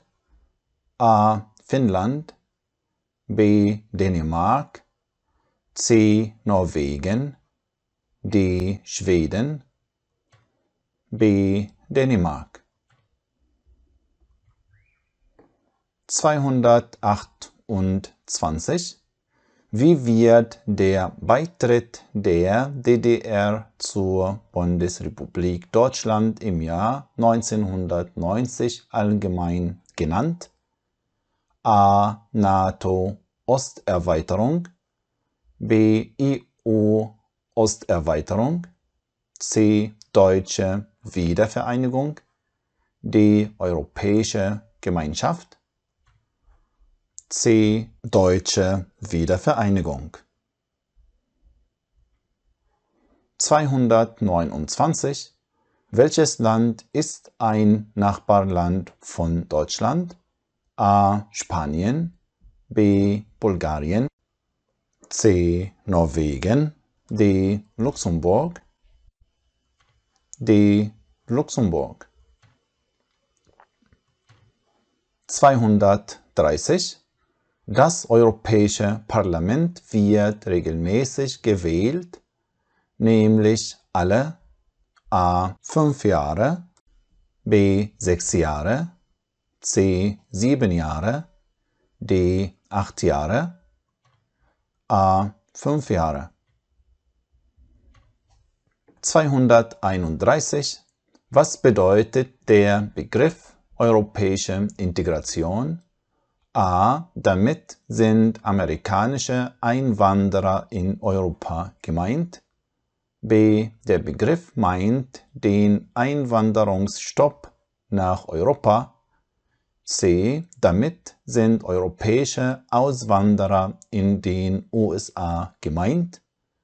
D. Der Begriff meint den Zusammenschluss europäischer Staaten zur EU. D. Der Begriff meint den Zusammenschluss europäischer Staaten zur EU. 232. Wer wird bei der Europawahl gewählt? A.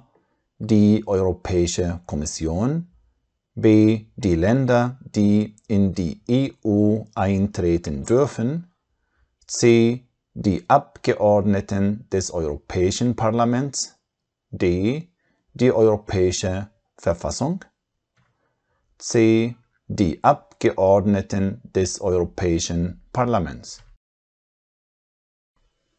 233. Welches Land ist ein Nachbarland von Deutschland? A. Tschechien, B. Bulgarien, C. Griechenland, D. Portugal, A. Tschechien. 234. Wo ist der Sitz des Europäischen Parlaments? A. London, B. Paris, C. Berlin, D. Straßburg, D. Straßburg. 235. Der französische Staatspräsident François Mitterrand und der deutsche Bundeskanzler Helmut Kohl gedenken in Verdun gemeinsam der Toten beider Weltkriege. Welches Ziel der Europäischen Union wird bei diesem Treffen deutlich? A. Freundschaft zwischen England und Deutschland, B. Reisefreiheit in alle Länder der EU, C. Frieden und Sicherheit in den Ländern der EU, D. Einheitliche Feiertage in den Ländern der EU, C. Frieden und Sicherheit in den Ländern der EU. 236. Wie viele Mitgliedstaaten hat die EU heute? A 21, B 23, C 25, D 27, D 27. 237. 2007 wurde das 50-jährige Jubiläum der römischen Verträge gefeiert. Was war der Inhalt der Verträge? A. Beitritt Deutschlands zur NATO. B. Gründung der Europäischen Wirtschaftsgemeinschaft EWG. C. Verpflichtung Deutschlands zu Reparationsleistungen. D. Festlegung der Oder-Neiße-Linie als Ostgrenze. B. Gründung der Europäischen Wirtschaftsgemeinschaft EWG. 238. An welchen Orten arbeitet das Europäische Parlament? A. Paris, London und Den Haag. B. Straßburg, Luxemburg und Brüssel. C. Rom, Bern und Wien. D. Bonn, Zürich und Mailand. B. Straßburg, Luxemburg und Brüssel. 239. Durch welche Verträge schloss sich die Bundesrepublik Deutschland mit anderen Staaten zur Europäischen Wirtschaftsgemeinschaft zusammen? A. Durch die Hamburger Verträge. B. Durch die Römischen Verträge. C. Durch die Pariser Verträge. D. Durch die Londoner Verträge. B. Durch die Römischen Verträge. 240. Seit wann bezahlt man in Deutschland mit dem Euro in bar? A. 1995, B. 1998, C. 2002, D. 2005, C. 2002. 241. Frau Seeger bekommt ein Kind. Was muss sie tun, um Elterngeld zu erhalten? A. Sie muss an ihre Krankenkasse schreiben. B. Sie muss einen Antrag bei der Elterngeldstelle stellen. C. Sie muss nichts tun, denn sie bekommt automatisch Elterngeld. D. Sie muss das Arbeitsamt um Erlaubnis bitten. B. Sie muss einen Antrag bei der Elterngeldstelle stellen. 242. Wer entscheidet, ob ein Kind in Deutschland in den Kindergarten geht? A. Der Staat. B. Die Bundesländer. C. Die Eltern, die Erziehungsberechtigten. D. Die Schulen. C. Die Eltern, die Erziehungsberechtigten. 243. Mike und Sibylle wollen mit Freunden an ihrem deutschen Wohnort eine Demonstration auf der Straße abhalten. Was müssen sie vorher tun? A. Sie müssen die Demonstration anmelden. B. Sie müssen nichts tun. Man darf in Deutschland jederzeit überall demonstrieren. C. Sie können gar nichts tun, denn Demonstrationen sind in Deutschland grundsätzlich verboten. D. Mike und Sibylle müssen einen neuen Verein gründen, weil nur Vereine demonstrieren dürfen. A. Sie müssen die Demonstration anmelden. 244. Welchen Schulabschluss braucht man normalerweise, um an einer Universität in Deutschland ein Studium zu beginnen? A. Das Abitur, B. ein Diplom, C. die Prokura, D. eine Gesellenprüfung. A. Das Abitur. 245. Wer darf in Deutschland nicht als Paar zusammenleben? A. Hans 20 Jahre und Marie 19 Jahre. B. Tom 20 Jahre und Klaus 45 Jahre. C. Sophie 35 Jahre und Lisa 40 Jahre. D. Anne 13 Jahre und Tim 25 Jahre. D. Anne 13 Jahre und Tim 25 Jahre.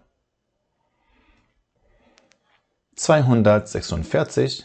Ab welchem Alter ist man in Deutschland volljährig? 16, 18, 19, 21. B. 18. 247. Eine Frau ist schwanger. Sie ist kurz vor und nach der Geburt ihres Kindes vom Gesetz besonders beschützt. Wie heißt dieser Schutz? A. Elternzeit, B. Mutterschutz, C. Geburtsvorbereitung, D. Wochenbett, B. Mutterschutz. 248.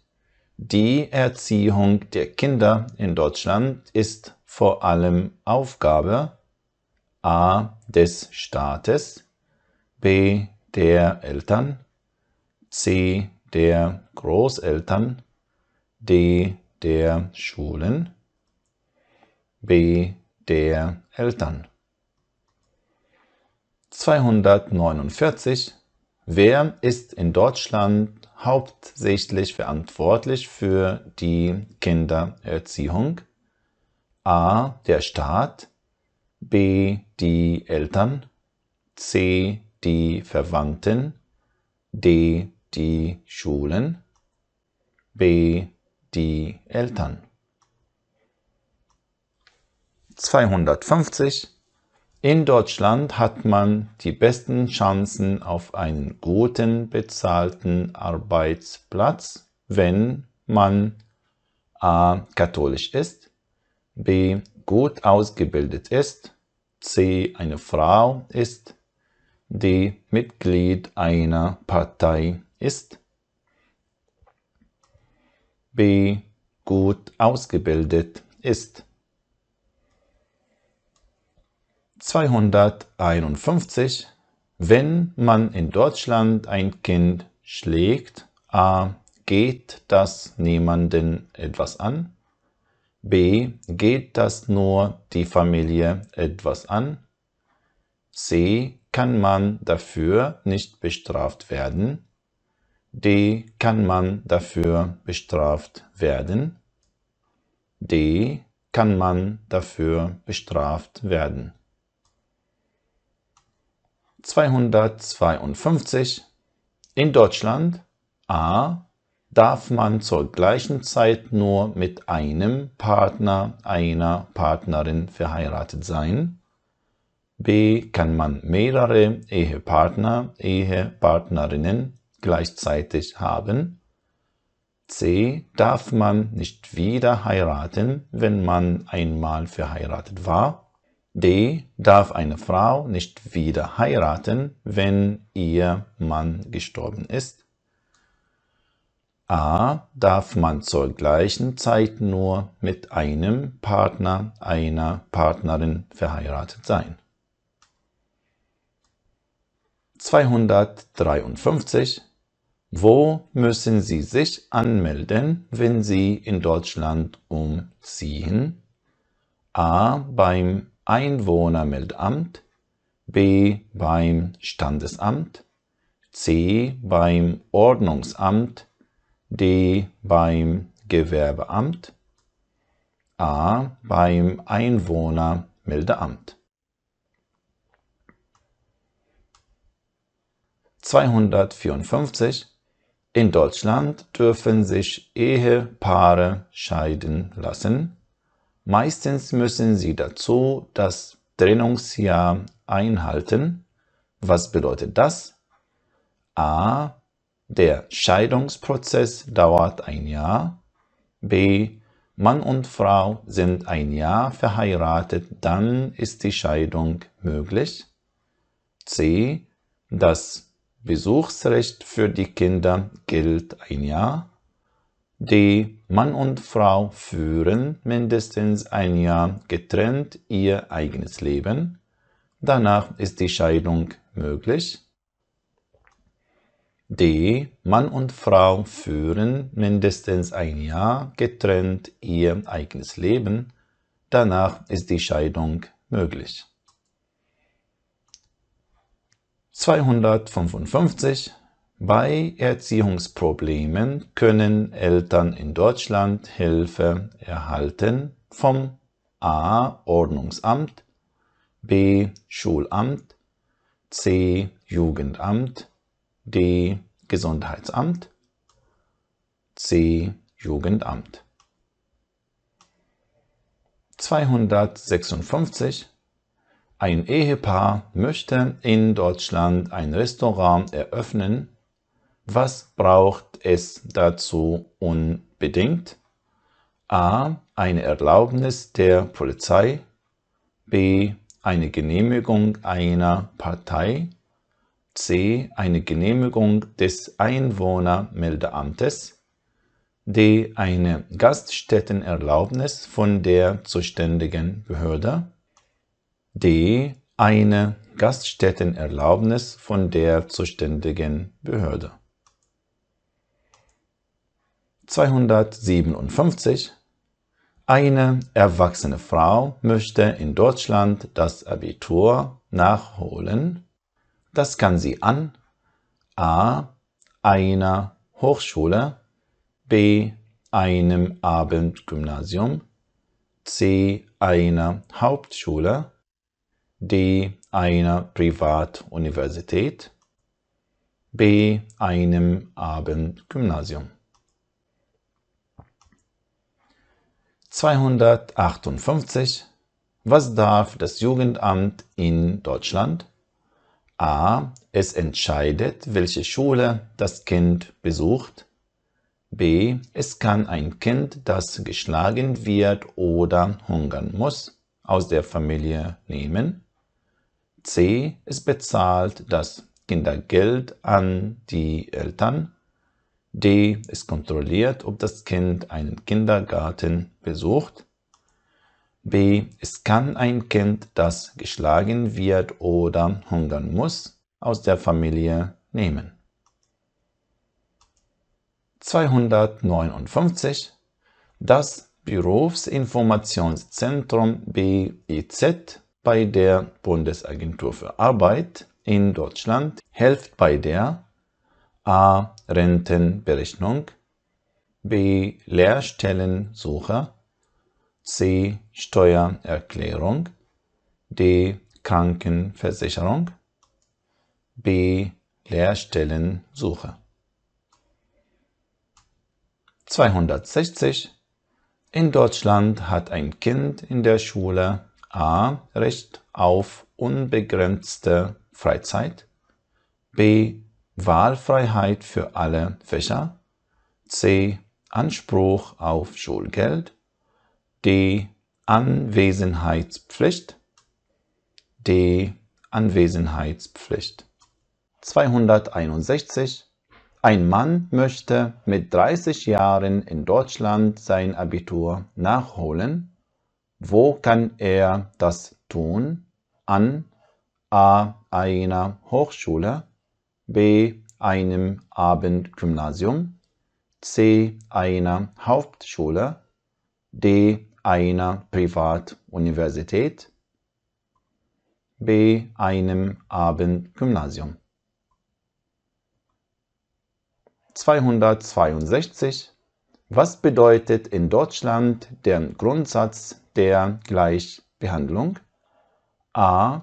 Niemand darf zum Beispiel wegen einer Behinderung benachteiligt werden. B. Man darf andere Personen benachteiligen, wenn ausreichende persönliche Gründe hierfür vorliegen. C. Niemand darf gegen Personen klagen, wenn sie benachteiligt wurden. D. Es ist für alle Gesetz, benachteiligten Gruppen jährlich Geld zu spenden. A. Niemand darf zum Beispiel wegen einer Behinderung benachteiligt werden. 263. In Deutschland sind Jugendliche ab 14 Jahren strafmündig. Das bedeutet, Jugendliche, die 14 Jahre und älter sind und gegen Strafgesetze verstoßen, a. werden bestraft, b. werden wie Erwachsene behandelt, c. teilen die Strafe mit ihren Eltern, d. werden nicht bestraft, a. werden bestraft.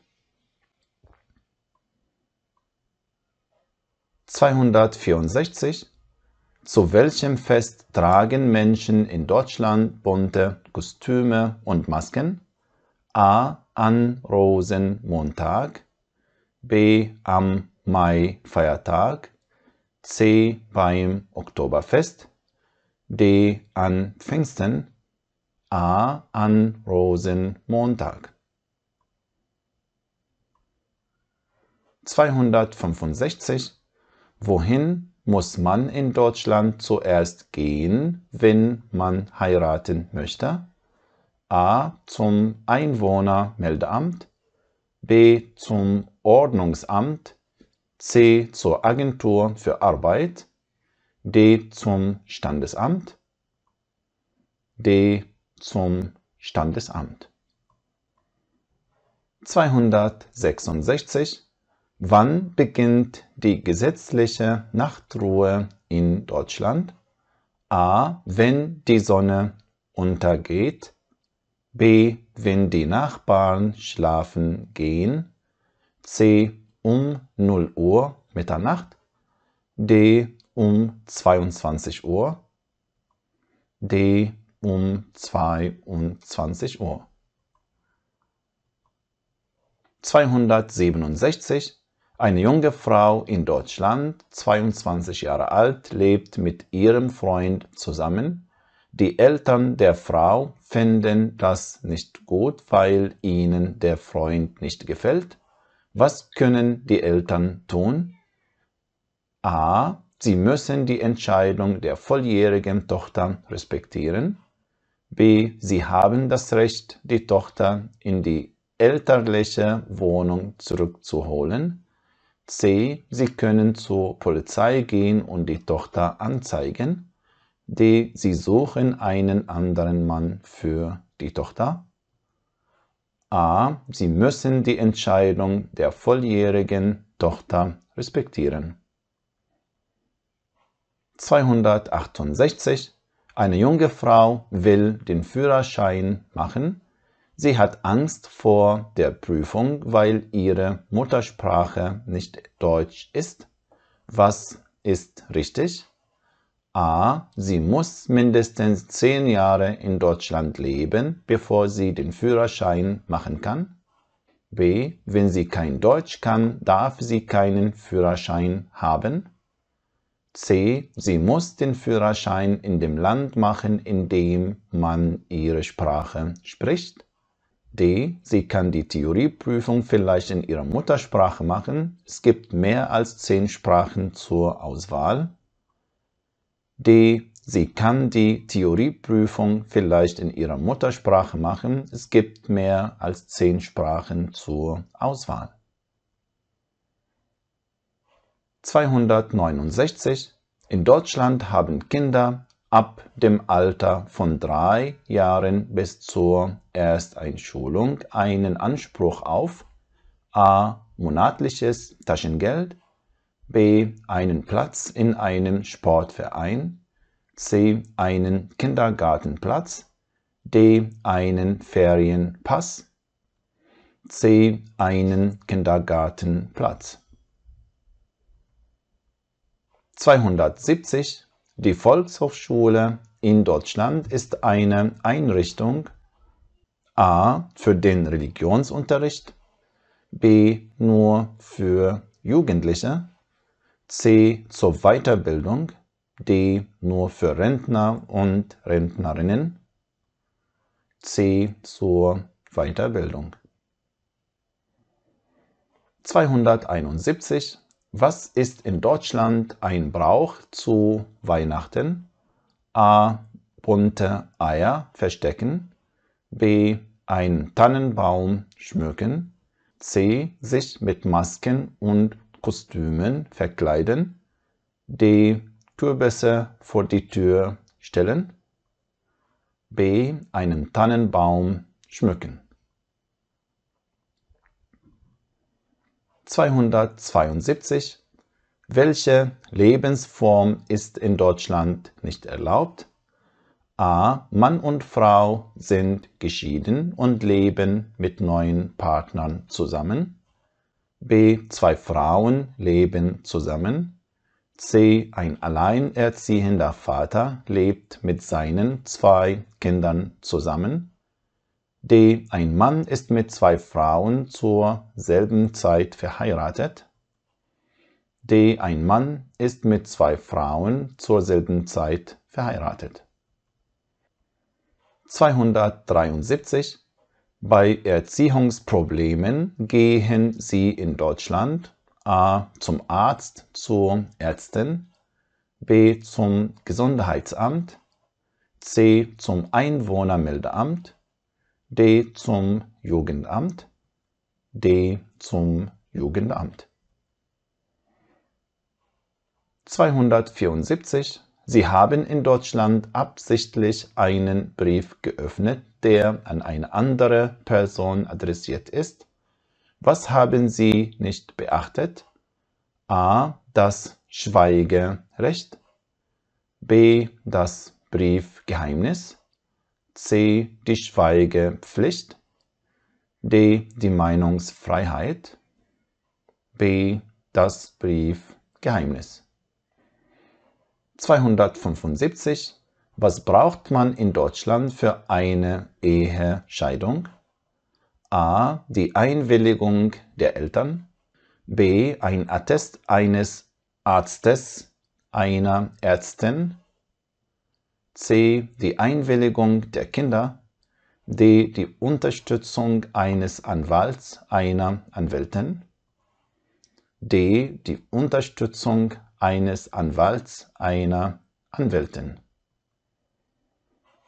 276. Was sollten Sie tun, wenn Sie von Ihrem Ansprechpartner, Ihrer Ansprechpartnerin in einer deutschen Behörde schlecht behandelt werden? A. Ich kann nichts tun. B. Ich muss mir diese Behandlung gefallen lassen. C. Ich drohe der Person. D. Ich kann mich beim Behördenleiter, bei der Behördenleiterin beschweren. D. Ich kann mich beim Behördenleiter, bei der Behördenleiterin beschweren. 277. Eine Frau, die ein 2-jähriges Kind hat, bewerbt sich in Deutschland um eine Stelle. Was ist ein Beispiel für Diskriminierung? Sie bekommt die Stelle nur deshalb nicht, weil sie A. kein Englisch spricht, B. zu hohe Gehaltsvorstellungen hat, C. keine Erfahrungen in diesem Beruf hat, D. Mutter ist, D. Mutter ist. 278. Ein Mann im Rollstuhl hat sich auf eine Stelle als Buchhalter beworben. Was ist ein Beispiel für Diskriminierung? Er bekommt die Stelle nur deshalb nicht, weil er A. Im Rollstuhl sitzt, B. Keine Erfahrung hat, C. Zu hohe Gehaltsvorstellungen hat, D. Kein Englisch spricht, A. Im Rollstuhl sitzt. 279. In den meisten Mietshäusern in Deutschland gibt es eine Hausordnung. Was steht in einer solchen Hausordnung? Sie nennt A. Regeln für die Benutzung öffentlicher Verkehrsmittel, B. Alle Mieterinnen und Mieter im Haus, C. Regeln, an die sich alle Bewohner und Bewohnerinnen halten müssen, D. Die Adresse des nächsten Ordnungsamtes, C. Regeln, an die sich alle Bewohner und Bewohnerinnen halten müssen. 280. Wenn Sie sich in Deutschland gegen einen falschen Steuerbescheid wehren wollen, müssen Sie A. Nichts machen, B. Den Bescheid wegwerfen, C. Einspruch einlegen, D. Warten, bis ein anderer Bescheid kommt, C. Einspruch einlegen. 281. Zwei Freunde wollen in ein öffentliches Schwimmbad in Deutschland. Beide haben eine dunkle Hautfarbe und werden deshalb nicht hineingelassen. Welches Recht wird in dieser Situation verletzt? Das Recht auf A. Meinungsfreiheit, B. Gleichbehandlung, C. Versammlungsfreiheit, D. Freizügigkeit, B. Gleichbehandlung. 282. Welches Ehrenamt müssen deutsche Staatsbürger, Staatsbürgerinnen übernehmen, wenn sie dazu aufgefordert werden? A. Vereinstrainer, Vereinstrainerin, B. Wahlhelfer, Wahlhelferin, C. Bibliotheksaufsicht, D. Lehrer, Lehrerin, B. Wahlhelfer, Wahlhelferin. 283. Was tun Sie, wenn Sie eine falsche Rechnung von einer deutschen Behörde bekommen? A. Ich lasse die Rechnung liegen. B. Ich lege Widerspruch bei der Behörde ein. C. Ich schicke die Rechnung an die Behörde zurück. D. Ich gehe mit der Rechnung zum Finanzamt. B. Ich lege Widerspruch bei der Behörde ein. 284. Was man für die Arbeit können muss, ändert sich in Zukunft sehr schnell. Was kann man tun? A. Es ist egal, was man lernt. B. Erwachsene müssen auch nach der Ausbildung immer weiter lernen. C. Kinder lernen in der Schule alles, was im Beruf wichtig ist. Nach der Schule muss man nicht weiter lernen. D. Alle müssen früher aufhören zu arbeiten, weil sich alles ändert. B. Erwachsene müssen auch nach der Ausbildung immer weiter lernen. 285.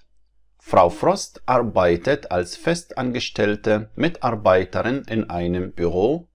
Was muss sie nicht vom Gehalt bezahlen? A. Lohnsteuer, B. Beiträge zur Arbeitslosenversicherung, C. Beiträge zur Renten- und Krankenversicherung, D. Umsatzsteuer, D. Umsatzsteuer. 286. Welche Organisation in einer Firma hilft den Arbeitnehmern und Arbeitnehmerinnen bei Problemen mit dem Arbeitgeber, der Arbeitgeberin? A. Der Betriebsrat, B.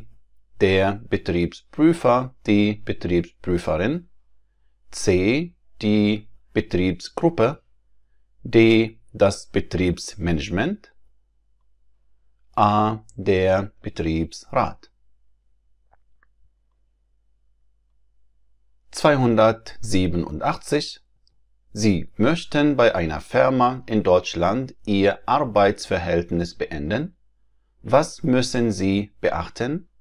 A. Die Gehaltszahlungen. B. Die Arbeitszeit. C. Die Kündigungsfrist. D. Die Versicherungspflicht. C. Die Kündigungsfrist. Dann die Frage Nummer 288. Woraus begründet sich Deutschlands besondere Verantwortung für Israel? A. Aus der Mitgliedschaft in der Europäischen Union (EU). B. Aus den nationalsozialistischen Verbrechen gegen Juden.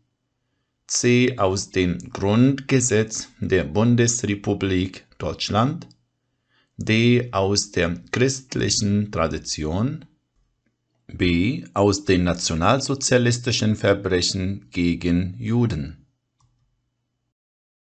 289. Ein Mann mit dunkler Haut bewirbt sich um eine Stelle als Kellner in einem Restaurant in Deutschland. Was ist ein Beispiel für Diskriminierung? Er bekommt die Stelle nur deshalb nicht, weil a. seine Deutschkenntnisse zu gering sind, b. er zu hohe Gehaltsvorstellungen hat, c. er eine dunkle Haut hat, d. er keine Erfahrungen im Beruf hat, c. weil er eine dunkle Haut hat. 290. Sie haben in Deutschland einen Fernseher gekauft.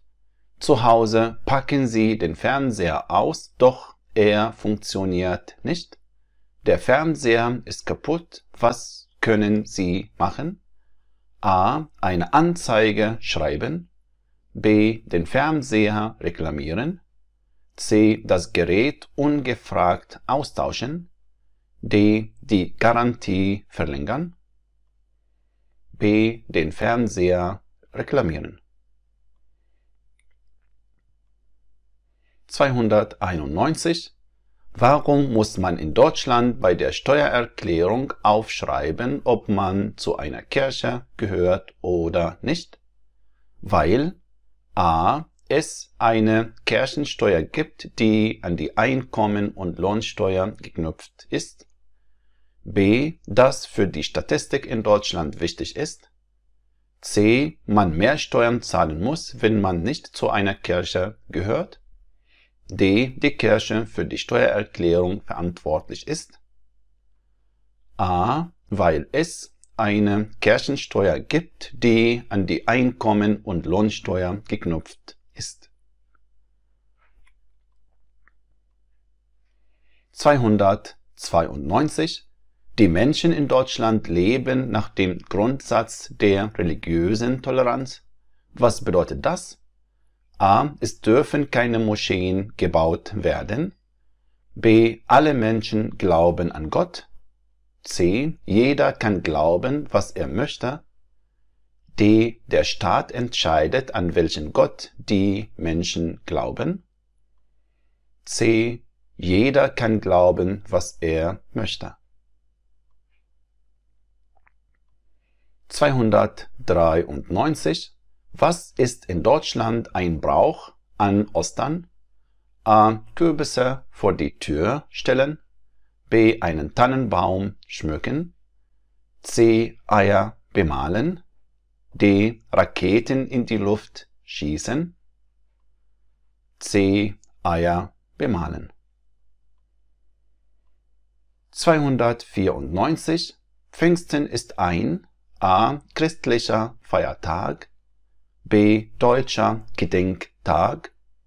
C. Internationaler Trauertag.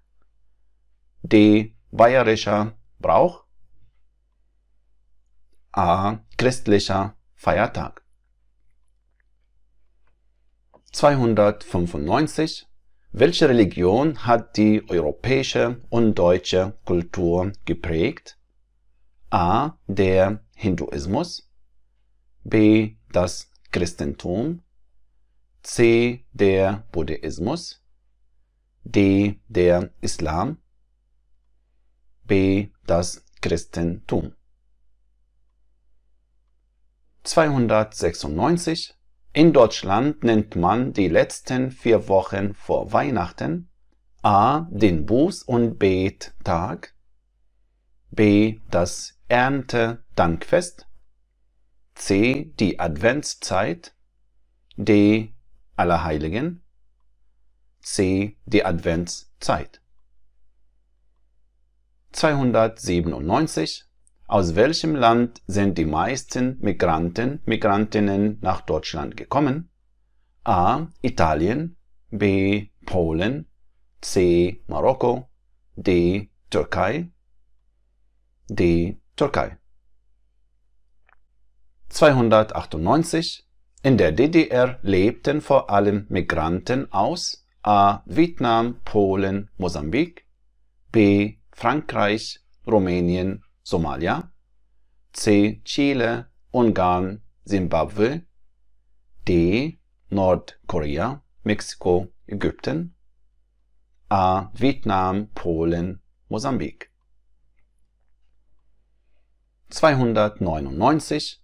Ausländische Arbeitnehmer und Arbeitnehmerinnen, die in den 50er und 60er Jahren von der Bundesrepublik Deutschland angeworben wurden, nannte man A. Schwarzarbeiter, Schwarzarbeiterinnen, B. Gastarbeiter, Gastarbeiterinnen, C. Zeitarbeiter, Zeitarbeiterinnen, D. Schichtarbeiter, Schichtarbeiterinnen, B. Gastarbeiter, Gastarbeiterinnen.